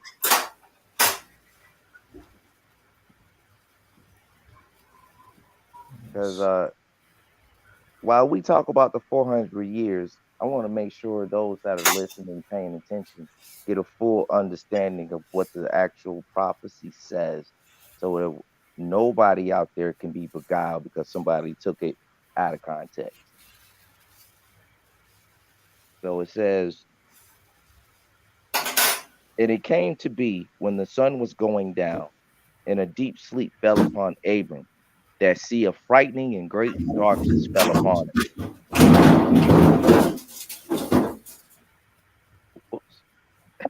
Verse 13. And he said to Abram, know for certain that your seed are to be sojourners in a land that is not theirs, and shall serve them, and they shall afflict them 400 years. But the nation whom they serve, I am going to judge, and afterwards let them come out with great possession. I'm going to pause right there for just a second. Notice how he said judgment comes first. And then after he's done judging, they come out with great possessions. Verse 15 says, now as for you, you are to go in your fathers in great peace, and you are to be buried in as a good old age. Then the fourth generation, my bad, it says, then in the fourth generation, they shall return here, for the wickedness of the Amorites is not yet complete. And it came to be when the sun went down, it was dark at sea, a smoking oven and a burning torch passed between those pieces. And on that same day, Yahuwah made a covenant with Abraham, saying, I have given this land to your seed, from the river of Mizraim to the great river and the river Parath. Now, I paused right there for a second and wanted to read that because I want people to understand something. The Most High told Abraham we would be in the land that he never knew, but Abraham knew Africa. He knew Africa. Yeah. Right? Exactly. He knew Arabia. He was born in Ur, so he knew all of these areas. He grew up with Noah in the mountains of Ararat, right? So these are lands that he knew very well. So when it says that it's a land that their forefathers never knew, to include himself, because he would be the father of that seed. So when the Most High said that their forefathers never knew, he's talking about him too. A strange land, foreign. And they're going to serve 400 years, not 430, like Ox said earlier. So when we get to talking about the nations and why we equate it in today's terms, there has never been a captivity like the captivity that our people have gone through to this day. Even back in the biblical days, most captivities lasted 70, 80, sometimes 100 years max. Right? Even with the Egyptian thing, that was merely like 100, 215 years max. Because we were in Egypt 230 years. So 115 of those years, we were oppressed. 115 of those years, we weren't. Why? Because Joseph died at like 128. Right. That's how we know these things. So when you look at it and you add it up and you look at the captivity that we went through and how it lines up word for word, what would happen, not just in Deuteronomy chapter 28 and Leviticus chapter 26, but throughout the entire book of the prophets. Every last prophet spoke on it. It's all throughout the Apocrypha. It's throughout second Esdras, second Baruch. Even though some people don't like that book, I don't care if you like it or not. It ain't about your feelings. The point of the matter is that it lines up with script. Kind. Yeah. It definitely don't matter how we feel about it, even when it benefit us or don't benefit us. And real quick, Jasher chapter 81, in the sojourning of the children of Yisrael or Yashrael, who dwelt in the land of Egypt in hard labor, was 210 years. I know, hold on, let's see, servitude. Okay. And later the Egyptians were basically like, yo, we sent them away from their servitude. So I'm just trying to precept with what the Ak was saying. Like if you really adding it up, the times of a hard bondage, it's definitely where we're at right now. Is basically what I'm saying. So I really kind of don't know how people come up with it, because I think even like a fifth grader can really read it and understand it.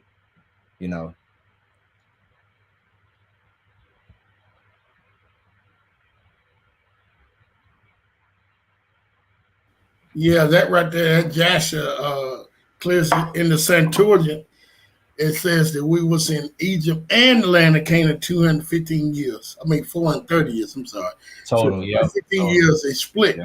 So we know for a fact. Come on, man. You got some Hebrews, Israelites, know Jasher, the book of Jasher, and read out of it and believe in it, and they look over what the book of Jasher says. It's crazy.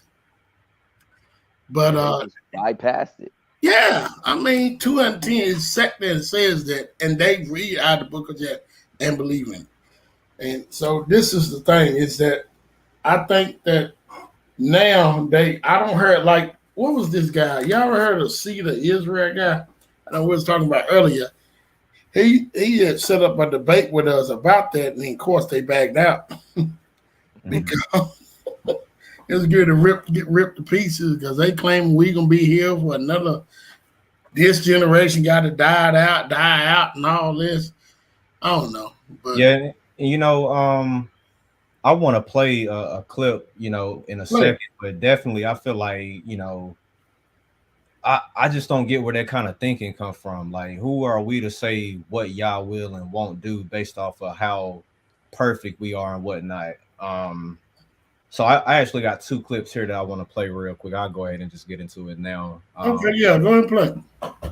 Let me know if y'all can hear this right here.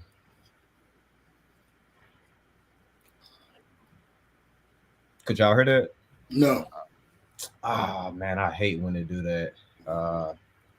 What is it with StreamYard? Do you gotta like pre-upload it or something? A lot of them they do it right from what's it called Chrome. You got Chrome? Yep.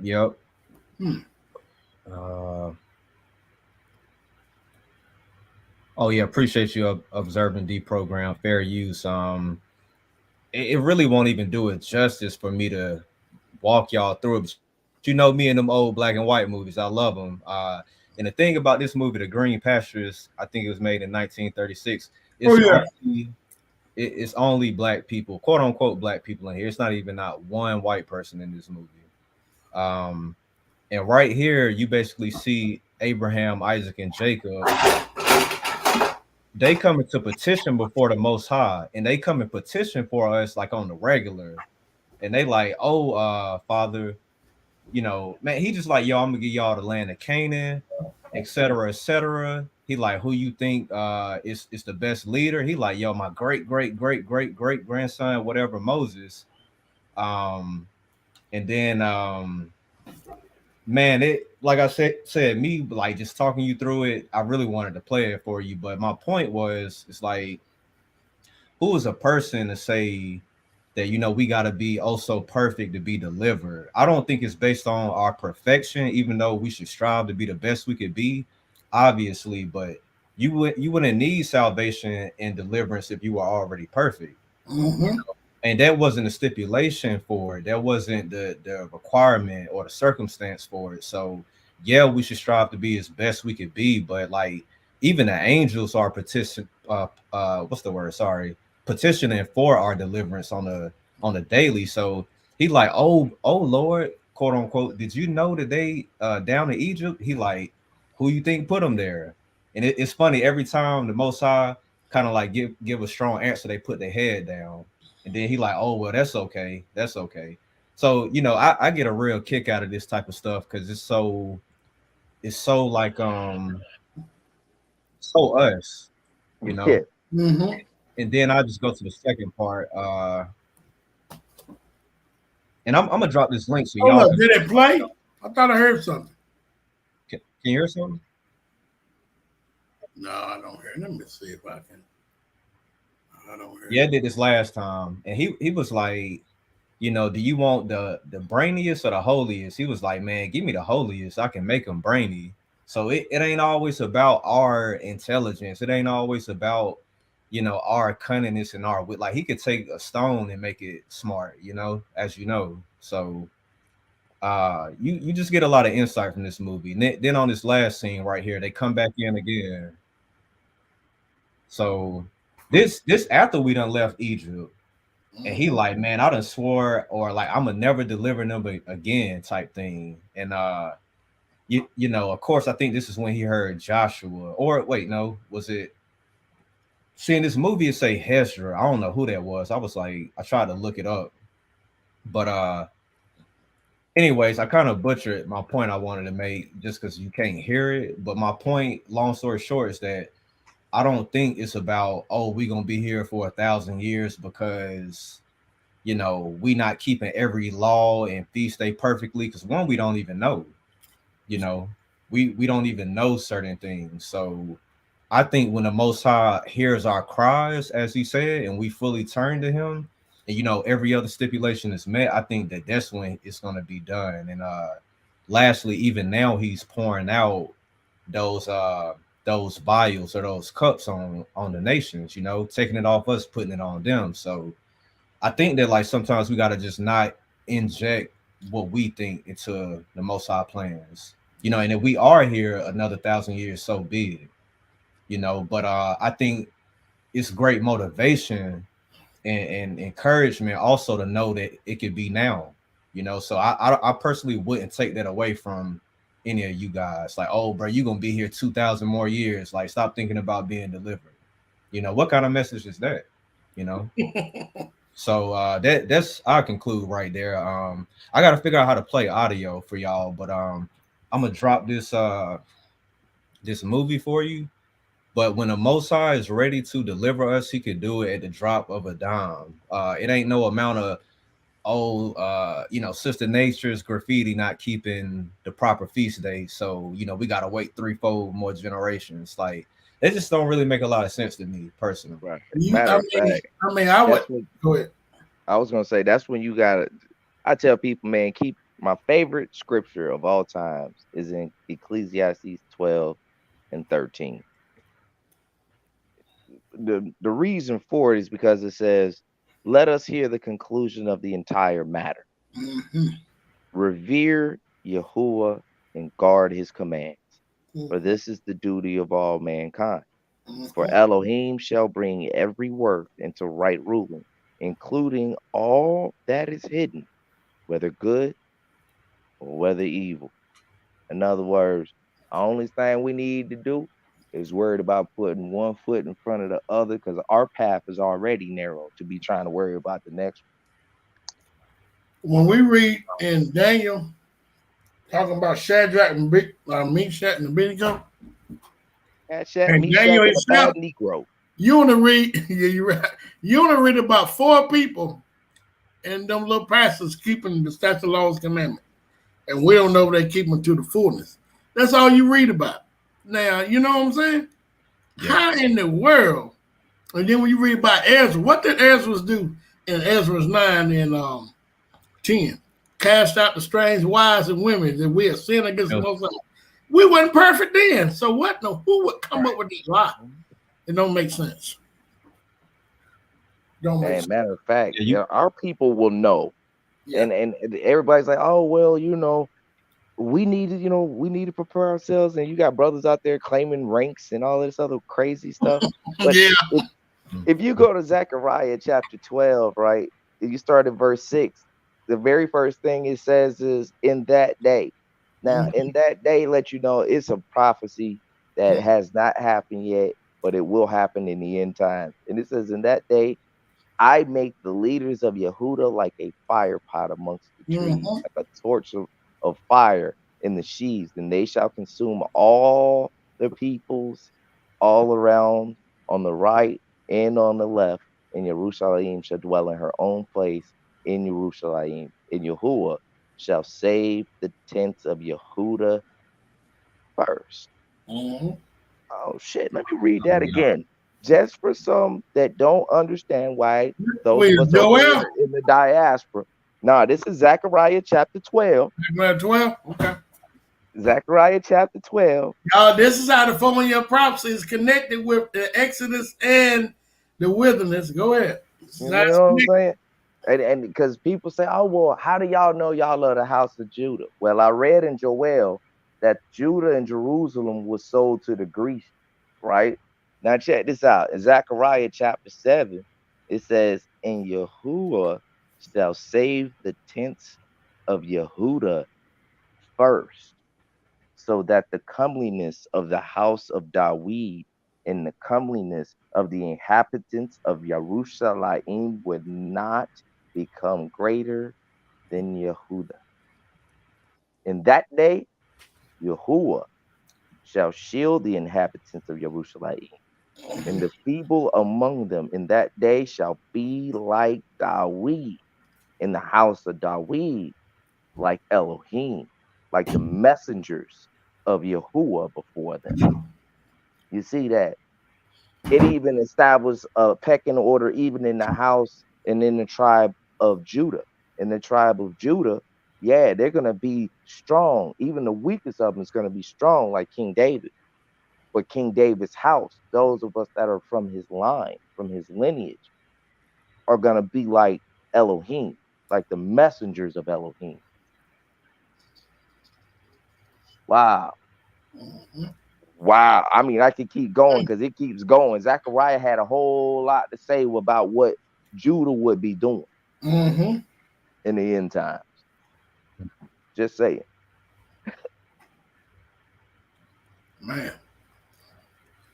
Yeah. So And I was gonna say it's not like people don't bring out good information. I think I definitely done caught a few great lessons from the brother, definitely. But I feel like you got to have your facts lined up when you come against like the 400-year prophecy and like timelines and what's happening, stuff like that already.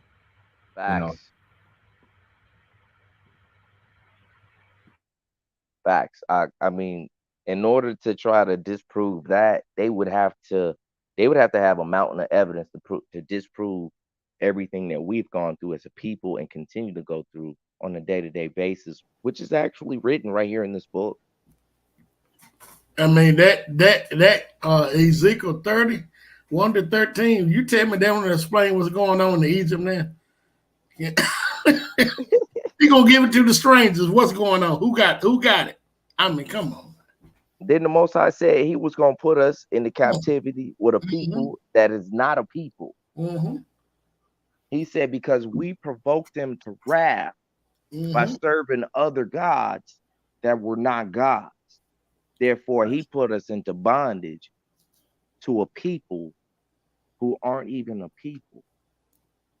And I think, Kadar, me and you talked about this when I broke it down to you on the scientific level of why they are not humans. Man, I tell you, that's rough. Might have to do that one day on here. When you look at that, I had one of them ride with me one day while I was working, and he said, "We all come from Adam." I said, "No, we don't." Not all of us. What? I said, "No, we don't." I said, "Remember, what seed is going to be going against Eve's seed?" He's like, "Yeah, you're right." I said, "Well, what seed is this?" His face got really red. He didn't answer me. He know who he is. Oh, I can tell. It said in the Bible who that seed is. You want me to read it? Revelations 2:9. Bring it up. Revelations chapter 2 in verse 9. I'm gonna say it in my country voice. He say, "I know your works and your pressure and poverty, yet you are rich. But I also know the blasphemy of those that say they are Yahudim and are not, but are of the synagogue of Satan." We gotta have precept. We gotta have precept. Precept upon precept. Precept here a little, there a little.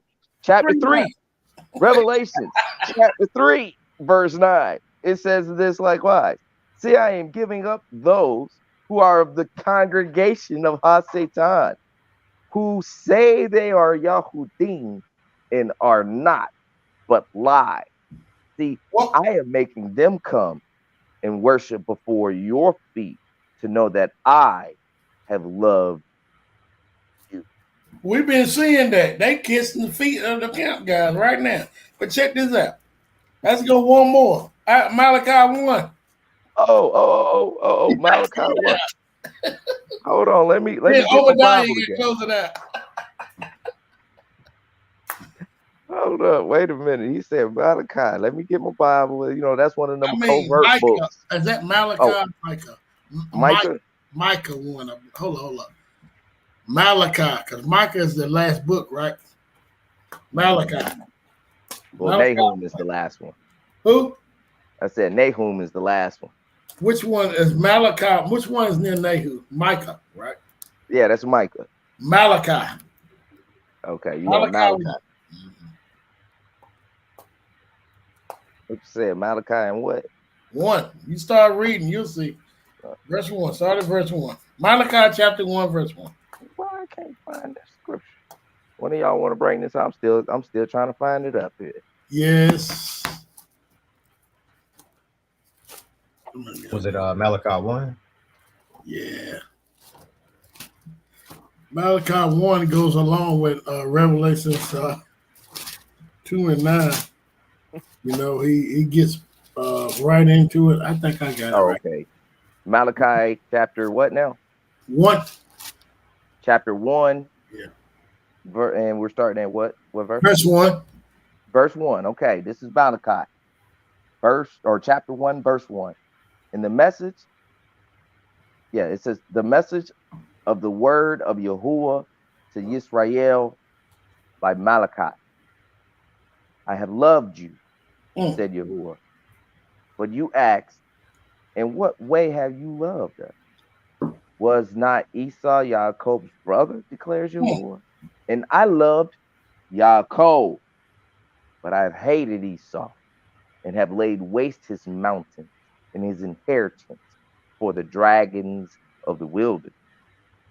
If Edom says, we have been beaten down, let us return and build the ruins. Yahuwah of hosts said thus, let them build, but I tear down. They shall be called border of wickedness. And the people against whom Yahuwah is enraged forever. Good God. That's for all of y'all that say, thou shalt not whore, you shouldn't have whore Edomite. But let me go ahead and read that one more time for those that tell me I'm not supposed to add whore Edomite. Let me break this down to them. This verse I'm trying to tell them that was before we can't cross the land, but they ain't believe. That was before they deal with us treacherously and sold us out. Check this out. It says, if Edom says, we have been beaten down, let us return and build the ruins. Yahuwah of hosts said thus, let them build, but I tear down, and they shall be called border of wickedness, and the people against whom Yahuwah is enraged forever. Your eyes shall see, and your eyes shall say, great is Yahuwah beyond the border of Israel. A son esteems his father, and a servant his master. If I am the father, where is my esteem? If I am Adon, where is my reverence? Said Yahuwah of hosts. To you, Kohanim, who despised my name. Uh-oh. I'm not going to say that. I've been calling on the name Jesus my whole life. Oh, man. You know that's a violation of Torah when it says, thou shalt not bring my name to naught. That means you shall not refuse to say my name. You know my name. You say my name. I gave it only unto Israel. I ain't give it to nobody else. You say my name. So I'm going to say it again. If I am Adon, where is my reverence? Said Yahuwah of hosts to you Kohanim who despised my name. But you ask, in what way have we despised your name? See? How we disrespect your name, Most High? You are presenting defiled food on my altar, but you ask, in what way have we defiled you? Because you say the table of Yahuwah is despicable. Oh, if you can eat swine, all you got to do is pray for it. Continuing. Verse 8. When you present the blind as a slaughtering, is it not evil? And when you present the lame and the sick, is it not evil? Bring it then to your governor. Would he be pleased with you? Would he accept you favorably? Said Yahuwah of hosts. In other words, you want to bring me garbage. How about this? Bring it to your governor. Bring it over there to your king. Would he be happy with what you just brought me? Would he eat it? Now, entreat the face of El and show favor to it. This has been done by your hands. How? It says, would he show you favor? Said Yahuwah of hosts. In other words, you can't show him this food and give him all of this and expect him to show you favor. He wouldn't give you favor. What make you think I'm going to give you favor? Who among you will shut the doors so that you would not kindle a fire on my altar for naught? I have no pleasure in you, and Yahuwah of hosts, nor do I accept an offering from your hands. He's talking to these wicked ass Kohanim. For from the rising of the sun even to his going down, my name is great amongst the nations. And in every place, incense is presented in my name. And a clean offering for my name is great amongst the nations, said Yahuwah of hosts. You want me to keep going? Yeah, you stop right there. I want y'all. I'm gonna put a few scriptures. The chat put up. I want y'all to tackle this. Look at this right here. Somebody put up Jason Philip McCall. I think it's. I don't know if that's. No, it's not a scripture, but it's a point he's making right here. I got you. And they are purposely allowing our replacements to cross the border. They figure they're getting ready to lose us, so they're going to let George Lopez and Jennifer Lopez become the bottom cast now. Hey, that George Lopez thing be taking me. What do you think about Yanakota? Hey man, look, I'm not even going to trip. You talking about the people coming into this country? Yeah, technically speaking, it belonged to them to begin with. Like Texas, San Diego, Colorado, New Mexico, Arizona, Utah. Spanish had it first. You're right. They had it first. That was Spanish stole it from them. Oh, yeah. I was just saying, if we gonna be diplomatic about these things, it's actually. Oh wait, they can have it. This country ain't gonna be nothing. It says everyone should go back to their own people. That's why when people try to say it's okay to do this and go get that, why would the scripture says go get this woman, that one? We're gonna go back to our own people. So ain't got another observatory programmer. A man shall desire to go into a city and should not be able. 2 Ezra 15:17. That ain't no lie, because we desire to want to go back home to our homeland, but right now that's a war zone. We can't. You're right. Well, there ain't no lie right there. And for those of y'all that don't know, the place they call Jerusalem is not really Jerusalem. No, that place was actually built. It's not the real place. It might be where the Northern Kingdom went, but. And to be honest with you, you know that little pavilion they keep calling the Dome of the Rock and all that. Yeah. You know that's actually the what do you call it? The foundation where Vespasian's barracks was. Mm-hmm. The Western Wall that they call that was actually Western Wall of Antonia. Okay, Antonio. Yeah. Okay. Yeah. So that's why the brick looks so young when they look at it. I mean, they crazy. We didn't build like that. We didn't build like that. That's why it's good to have that historical knowledge and whatnot. You know, you got to use the Torah and some history and some archaeology. You got to really go multiple places, you know.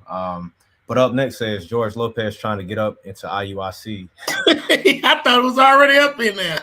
Hey, man, I was listening to this one guy. I was rocking with him real hard. Then I heard him say, Jacob, you need to get it together. And that's the Negro man, Latino, and Native American. I said, oh man. I had to go ahead and switch up off them. Boy, they be killing me with that because I'm sitting there looking at them like y'all can't be different people in it. I be like, you know what I'm saying? They all got afros or like what? You got dreadlocks, you got stringing hair, and you got Apache. What the heck? Explain to me why the 2 of the 3 people that was listed got Neanderthal DNA, but the other ones don't. Right. Now, let me ask y'all something real quick because I know a brother, New Breed. I rock with New Breed a lot. He talked about everybody coming together, and I talked to you about this, brother Kadar. Like, do y'all think a congregation that's on kind of like basically the bad doctrine, do you think that would stop us from coming together, or do y'all think we should throw caution to the wind and just come together regardless of anything? This is me, be honest. I think that we're going to come together according to Isaiah, 20, because he's going to purge out the rebels as a nation of people. All right, if you look at Malcolm X's speech, right, he said, I understand we Muslims, Christians, and whoever, but we black. We all up under the same struggle. right? That's what he speaks with basically. But I think that's why they didn't like Malcolm X, because Malcolm X was for his black people, not only for Islam. You see the difference? And see, I would say for those that is wishing that, beware what you wish for. Remember the last time we was all together, if one messed up, all of Israel got punished. Yeah. Mhm. Yeah. You feel me? So Yeah. you got to be careful what you wish for. The reason why we were scattered is because we didn't know how to behave when we were together. Man, It's you like when a whole you bunch of don't knock family down members come everything I'm together. with you for. Come on now. It started I off hope we good. do Next come you know, together, these man. niggas that broke out liquor and started gambling. And no. I think when the time is right, when the high king comes, like the scripture talks about, it'll be a change within us. Yeah.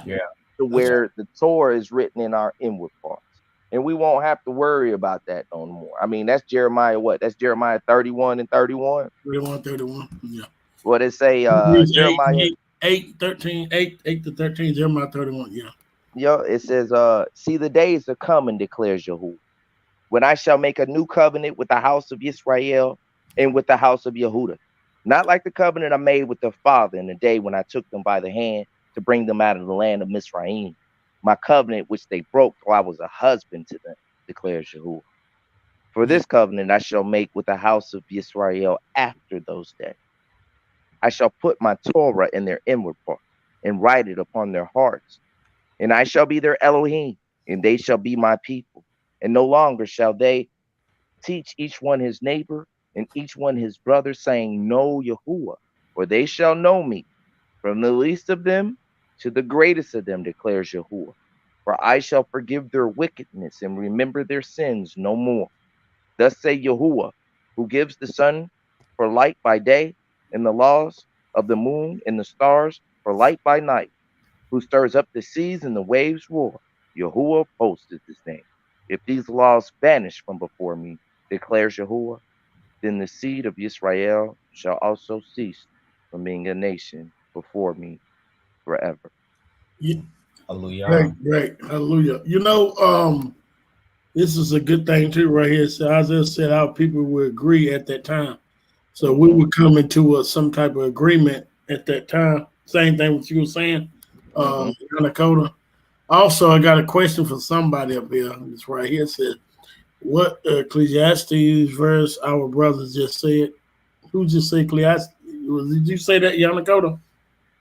What's the Ecclesiastes verse? Yeah. That's Ecclesiastes 12 and 13. Okay. Ecclesiastes 12 and 13. Now, this is the thing. We are going to have some rebels now. We are going to have some rebels. Stop playing. You call them Dathans. But I would say this is that I think according to, I'm going to stop using I think. I'm going to look at the scriptures. So when we look at Ezekiel 20, 32, we say going to cast out the rebels. We look at Isaiah the whole chapter, we get to it, you get the Isaiah 66. The whole chapter is good, but verse 17 says those that we caught eating swine's flesh and a mouse will be, which is abomination, will be consumed, burnt up. So we're going to have some people within Israel going to start to rebel, even though, it goes back to the scripture. They might hear the word, receive the word. What the Messiah talks about in what they call the Gospels, and sons might fall on, shaky ground and thorns and all that. And so the ones that fall on good ground is going to stand with the word. I think that right there is going to happen during that time.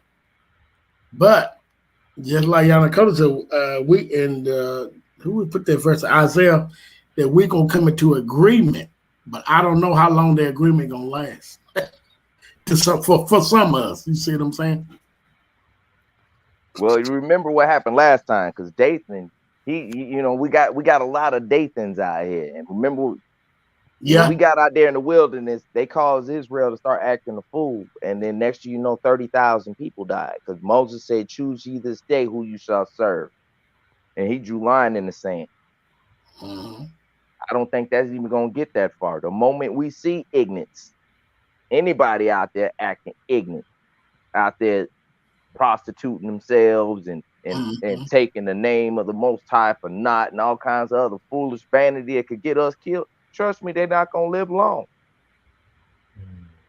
I believe they will die on this spot. Yes, no more grace. You're right. At that time, no grace, man. I just pray that the time is near, and I pray that each and one of us are doing according to the statute, laws, commandments to the fullness of what we can do. Hallelujah. You know, because I want us to be all according to. I'm like Paul. He said his wishes to all of Israel to be saved. You know, Big facts. Yeah. Greatest All fear is to know that they're not. Boy, it hit different when you see it from their perspective. Remember when we was Christians and we couldn't understand that mess? Couldn't understand it. Now I understand it. What it means they to have so much love. Us to read around a lot of scriptures that I never touched in my life. I went to biblical. I did biblical studies. I went to seminary. I did it all. I never read these scriptures, man. Never read it. Well, it's kind of like how the scripture talk about when the Most High gave certain prophets, he'll give them a vision, and then he'll seal it up within them until the time was right. And I think that's what he did with us. I think he did that with all the people he chose to woke up. We might have grew up and got a church background. Some of us got Islam background, but all of that was to build us up, because just as hard as we went for that Christianity in our ignorance, in our wisdom, we go just as hard for the Most High, if not even more so. You feel me? Yeah, exactly right. Yeah, I think it was good. We talked about the 4-year prophecy, went through that, and it lines up with our deliverance. Last time we talked about the wilderness. We're gonna be, according to Ezekiel 20, we'll be okay in the wilderness. Basically, I want to talk about the homeland. What the homeland is gonna be next. What the homeland is gonna be like. First, we got to know where the homeland is. Tell a rod. Well, yeah, that's true. But yeah, so and I noticed some verses that talk about, one tree yielding like thousands of fruits, and of course the milk and honey. So it's gonna be tight, And then it also talk about a city that's already built for us. Sometimes I look at like these, like look at Dubai for example. Can you imagine like a Dubai times a million already built for us? Like we don't even gotta go and like really do nothing type thing. It's already prepared. Well, but ain't that what they did? They did that in 1945. I think it's gonna happen again. It even talks about how we have the slaves. But you got a good point. That's something to look at the homeland and what the homeland gonna be like. So it said it's gonna be beautiful. Flowing with milk. I think it's Telerod. Some people think it's deep in Africa. Some people think it's there. I would not debate nobody where the homeland is, y'all. I won't do it. I think it's Telerod, but I won't debate it. They lied about the maps a lot too. I won't debate it. Yeah. And the reason why I say Telerod is because the indigenous people let them know, the archaeological people, that was where the Jebusites were. Yeah. And anybody know about anything about the Bible knows, well, that was the city of David, because King David took the city of the Jebusites, and then he called it Zion. It was already Jerusalem, I believe. Yeah, well, we never really even called it Jerusalem. We called it because there was Jerusalem, and then there was Yerushalayim. Of course, we never called it Jerusalem. You're right. But, it was YAH, which meant the city of Yah. But what I'm saying, I think it was so much already named that, but I'm not sure. Oh yeah, there was one up in the land of Ammon. That's where they call it Jerusalem now. That's what in the old maps they call it Jerusalem Ammon, because that was where. We need to get that video where they show the uncover Telerod. That's a real good video. I've seen it before. You can see the years while they was uncovering Telerod. And what's they crazy, agree. Yeah, they agree it's where Judah lived at. Come on, man. that they found the seal of King David there. They found the seal of King Solomon there. They found the seal of Hezekiah there. They have also found the name of Yahuwah there more than any other archaeological site anywhere. Not only that, then you start having to look at cities like Hebron and Lachish and Masada, Right. and all the cities of Judah, because it says that we rebuild all the cities of Judah. But look, the ones they call in Jerusalem now, this is crazy, y'all. They got the King of David. I mean, the city of David, right? And Mount Zion, two different places. Now, how is that? Can you explain that? Somebody lying? That's what they got. I am not lying. Right now, the Mount Zion and the city of David is two different places. What the heck? Quite literally have to go to two different places. And tell me why the city of David is at a higher altitude than where they say the Temple Mount is. How does that make any sense? Why ain't the Temple Mount got mountains all around? What they say. It's crazy, man. But that's something. Yeah, we can do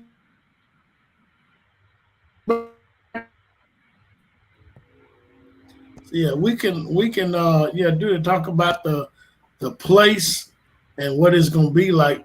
I would like to talk about that. I'm trying to focus on getting up out of here. That's why I keep, I'm trying to stay away from. I thought I had a debate about the 4-year prophecy, but little Warren got scared. He didn't want to do that. So. That dude there. Speaking of that, real quick, I was telling Brother Kadar, like, lately I've been listening to this like YouTube video of the 613 laws on, when I go to bed or wake up, and I'm gonna drop that for everybody because it's definitely good to meditate on what he told us to do, or whatever your favorite chapter is. Say come by hearing, or faith come by hearing. And like the brother said, we focused on getting up out of here. So like anybody not thinking about that, they really got to be pushed to the side. So I'm gonna drop that. Let's get up out of here. Keep our focus on getting up out of this, boo. And we should pray for that. I pray for that every night. I want to keep praying for it till we leave. I'm ready to get up out of here. I'm ready for the Most High to show us the way. Show us the way, like they showed. He used Moses and Aaron for the way. I believe it's gonna come the time that he's gonna use somebody to show us that way. He always uses people, Yeah, and I don't believe our people is all the way lost. Like I said, I'm of the firm belief that there's going to be some events that take off that most people never thought was possible. It's going to really challenge what they call reality. It's going to rob them to their core. Why? Because they're going to try to reach out to certain people and they're not going to be able to. Just that Jeremiah 15:5, Yash brother. Yeah, a perpetual covenant that shall not be forgotten. And that goes along with Ezekiel 20:32-38. I will bring you into the bond of the covenant. So before we go in that land, that's something, it knocks down a lot of everybody don't agree on everything. And I'm getting to the point, so what? Let's just get one thing we do agree on. Well, these Mexicans and all that. The reason I'm not worried about them suckers ain't coming no Africa. I ain't gonna say they not, because I might have a couple of them hard work. One or two. One or two. That ain't they climate though, for sure. That ain't they climate. Do what now? No, I'm saying that's not the climate they're used to for sure. Oh, they'll get used to it. Tell them to rub a little aloe on it. They'll be fine. They'll be just fine. I don't think, but what I'm saying, I don't think they're gonna be coming as thinking they Israelites and they're gonna be, the stuff, blah blah this. Oh no, it'll be in other capacities. Hey, Yana, I heard mud was a good sunscreen.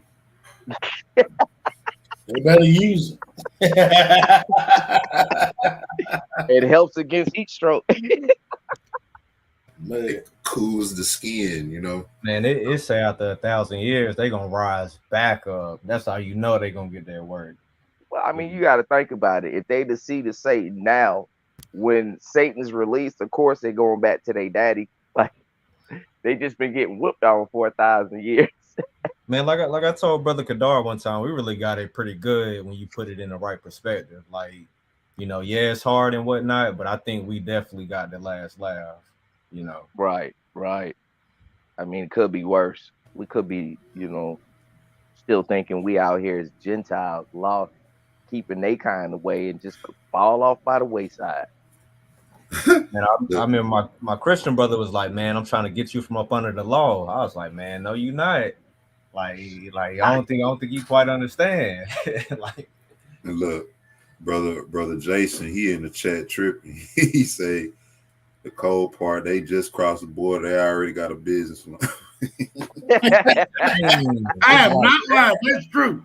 That is so true. that's I crazy. already got business on. Man, y'all were talking about all those people crossing over the border. Yeah. Oh, y'all was mentioning that. Yeah. I don't know. I didn't hear what y'all was talking about if y'all mentioned it. Oh, yeah. We was talking about they taking their land back, you know, Texas and all that. They could probably gonna get it back. Well, they saying that a lot of these immigrants coming through the border are Chinese. Chinese. Ooh. Yeah, they showing a lot of Chinese A lot of immigrants. Mexicans look Chinese to me. They do. minus the eyes, huh? Man, they can have this place. Ain't nobody fighting for this. That's what I don't, you know, like who want this place? And you know, another thing about you saying, or a person saying that this is Africa, supposedly, like where's the gold and the, you know, the lions and the giraffes and the wildlife, like what's so great about this place? Where's the diamonds? Charles and Kid the Mouse. What's going on, brother? Y'all? What up, brother? Yeah, man. Shalom. Just jumped in. I know you trying to wrap up. I know how you are trying to get up on out of here, but yeah, y'all was chopping up and it just sounded a little too good for me. Look, he say we're all the animals if they in the zoo. I think Carlson got them, man. Try to tell y'all. Hey, I done had discussions with these cats one time, man, and they was a Mexican only group, bro. This is what these camps is doing to these folks. They got them brainwashed. And they really came at us crazy too. They was like, "Oh yeah, we Mexican only," and this is before we were Negro only. We was just ox that used to just kick it and study. And this dude, he decided he was going to challenge and debate it. And then when he changed his doctrine like 3 times, we just realized, like, hey, look, homeboy, there's nothing wrong with you being an Aztec. So your ancestors killed a few people and ate them. I mean, that don't mean you got to do it now. You know, but that don't give you the right to sit there and try to say your ancestors and my ancestors were the same. No, not even close. And one of my ancestors was way taller than yours. I'm taller than you now. They're gonna say, man, come on, you know Kendrick Lamar, he about 5'2". Got some short black folks. Oh, that's true, but that DNA just don't lie.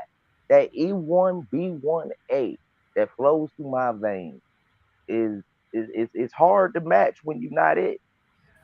When you got Neanderthal running through your veins and you RH negative, like some people we know. You know, brother, they think it was a small thing for y'all to preserve us. I don't know why they think that for some reason. Crazy. Yeah, crazy. I guess when he said remnant, they didn't really mean. I guess they thought he was just playing. Yeah, that's gonna be their mentality when they see our salvation. They gonna see. Donovan Ben Yehuda said they welcome the Mexican. Now the Mexicans are calling us Hamites or Hamites. I don't know which one you're saying, and saying they're the Jews.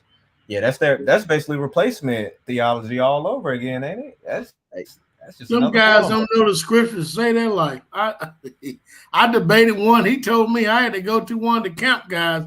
I said, "Can you show me proof where your people got whips on your back?" He said, "Well, IUIC, one of them camps, he said they got a book. I said, man, what kind of stuff is that? I said, you mean you got to look for, I said, can you show me where your people came enslaved on ships? He said, well, they got a book proving that we came on slave on ships. I said, oh my God. Yeah, here we go. See, this is the foolishness. This literally is the foolishness that we always dealing with as Israel. And then you got foolish brothers and sisters that decide, oh yeah, you know, those are brothers. They went through stuff too. Just because somebody went through something don't mean they fit the scripture. Chinese went through something. Some of the Asians over there. Shit. Oh, Nature's Graffiti, you hit that on the head. I remember reading that. This was either Jasher or Jubilees, but it literally said Africa, you know, and the king of Africa and whatnot. So just, you know, more nonsense, but great precept. Great precept. Oh, yeah, talking about Zepho, the Edomite. Yeah. Yeah, you know, the dude that pretty much conquered all the Yephites. Mm-hmm. Yeah, they don't want to talk about that story. They don't want to talk about how Zepho came up there and Amalek also went up. Man, I'm getting into stuff. That's a whole other story in itself. How Zepho and Amalek subdued all the people of Japheth, pushed them so far east that they had to take the boats. Who's that sound like? Oh yeah, the Polynesian people. Yeah, but then they're the ones used to build them boats and all that. But then you got a lot of angles. Yeah, some Israelites. I ain't gonna say a lot. People like Zadok and some others saying the pale face is not Esau. I'm like, y'all just crazy. Not all of them. Some of them are Hittites. Well, I mean, what? Yeah. Yeah. See, the first ones to mix with those Horites were the sons of Canaan. Long before Esau did it, Canaan did it first. Yeah, he did. His little nasty ass sons went down there in them caves. You know, and we all know what happened. But you know, Canaan mixed. I mean, Esau mixed in Genesis 36. I think it's verses 19 to 26. Tells you that was the first Duke came out of Mount Seir. So, you know, I think B'nai Israel got a real good video on that. Wherever you see the ones that hate us so much, I mean, so if that's the case, always, when they always talk about Esau, when you talk about, I'm not talking about us now. I'm talking about folks over there in that land. Whenever they talk about Esau, they delegate it to they relegate him to a pale face, red hair person. Not a black person with red hair. No, he's a black person. Come on, man. No, get that. I ain't talking about Esau himself. I'm talking about Edomites. Yeah. See, Esau, I get that. But see, Esau and his children, his children, they mix with them Horites. Their children weren't black at all. You're right. Matter of fact, like I told you, the Hittites were pale-skinned people. He had 2 pale-skinned wives that were Hittites. You see what I'm saying? They was already Borean. I heard what's her name? I think she used to be with y'all. Naphtali. Natalie. I talked to her. She said she got a really good breakdown on how the Canaanites and Esau mixed with the Japhites. Yeah, they mixed with each other, and they yeah. She said she would come on here and do a breakdown. We worked second to none. Man, we used to have a video because it was us and her, and we did this video collab where we were breaking it down. Where first, you know, Esau, he mixed with the basically the fallen seed of Canaan, which were the Hittites and the Hivites, right? They were half Canaan, half Horite. He mixed with them first. Did he mix with an Ishmaelite woman? Did he mix with an Egyptian woman or something like that? But then he took his behind down into the mountains and he took wives from the Horite. He himself did that and bore children with them. Now, his children that he begot from the Hivite women, the Canaanite women, they say, oh, well, she was black. No, she wasn't. She was a Hivite and a Hittite. Both of them were pale-skinned people. And they bore them weird-looking children. And they went on to mix with the caveman beast, nasty ass, living in caves and they own filth Horites. And I keep bringing up Horite, and I say Horite a lot because Horite is Hebrew for caveman. Cave dwellers. Yeah, you are. So that's who he mixed himself with. So that means his first, second, and third generations were already washed out by fallen angels and descendant of fallen angels. They ain't ready for that much, man. Yeah, Man. see, they washed themselves out really quick. And that's the thing that I'm saying why we got it so good. You know, y'all knew that, like, you know, y'all really don't have a lot to complain about in the grand scheme of things. Like, goodness gracious. You're right, because the Most High fixed. Thank you, Most High.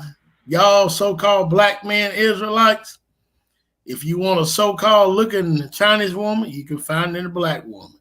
You want a so-called looking white woman, you can find it in a black woman. Want a so-called looking Mexican woman, you can find anything you want, we got, and vice versa too. So we have no excuses. The only thing y'all lacking is a plane woman, we can find it in the black woman. I'm telling you, the only thing they lacking is a plane ticket and a passport. Yeah.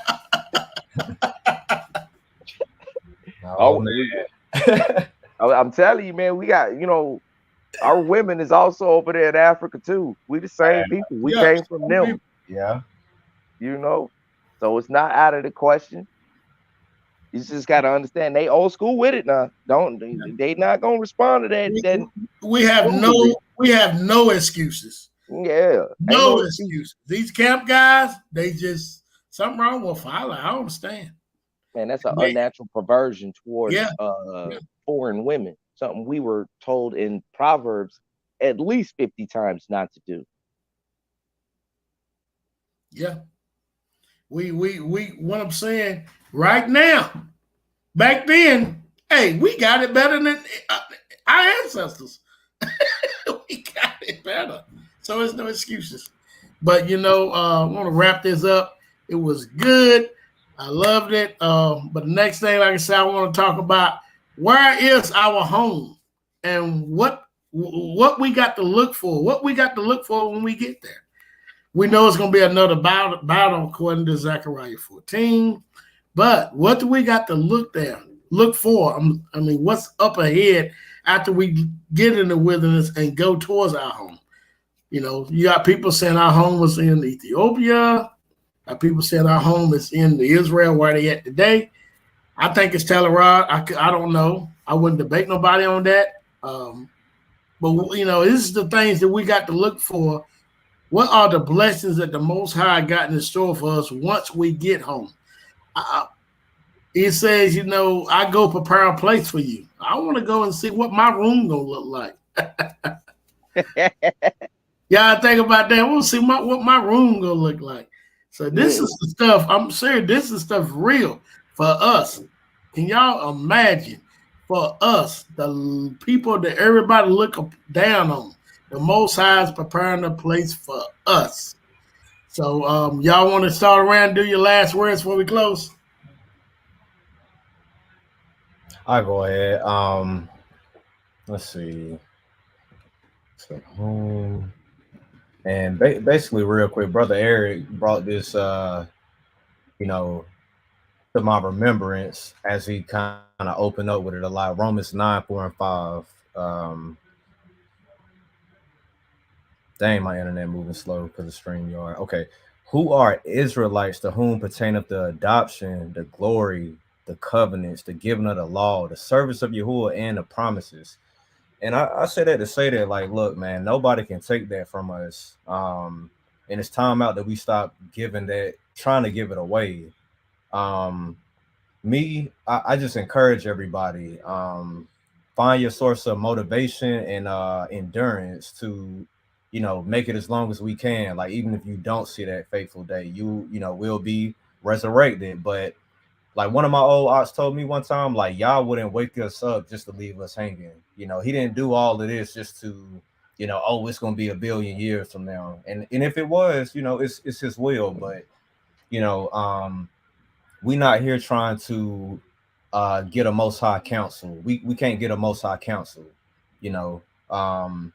So, you know, stay faithful, endure, and know that, like, it could be tomorrow. So, love you guys. Thank you, Brother Kadar, all of you Ox, and we gonna get there. So Amen. Yeah, shalom.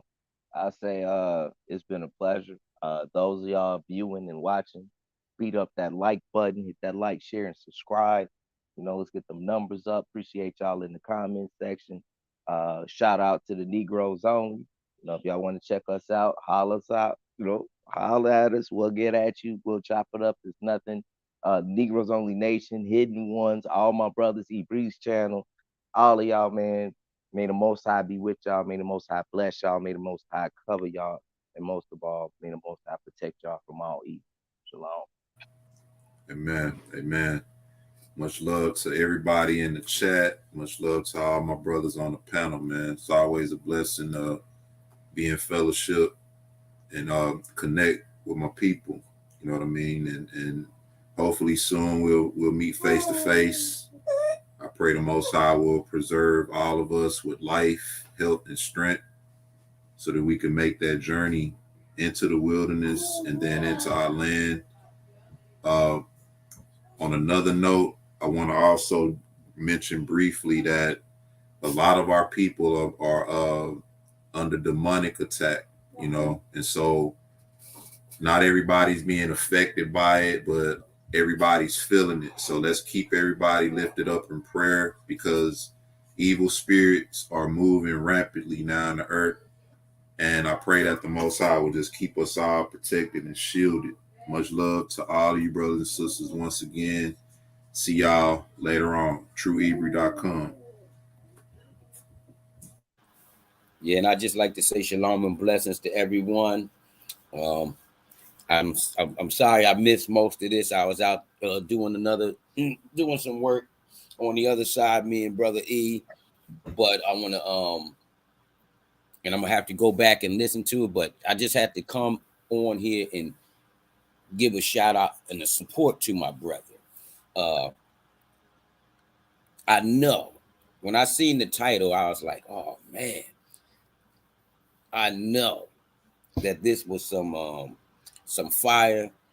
I know the chat. Yeah, I know y'all all went live today, and I just want to let everyone know how much I appreciate y'all, how much y'all are a blessing and a motivation to for me to keep on going.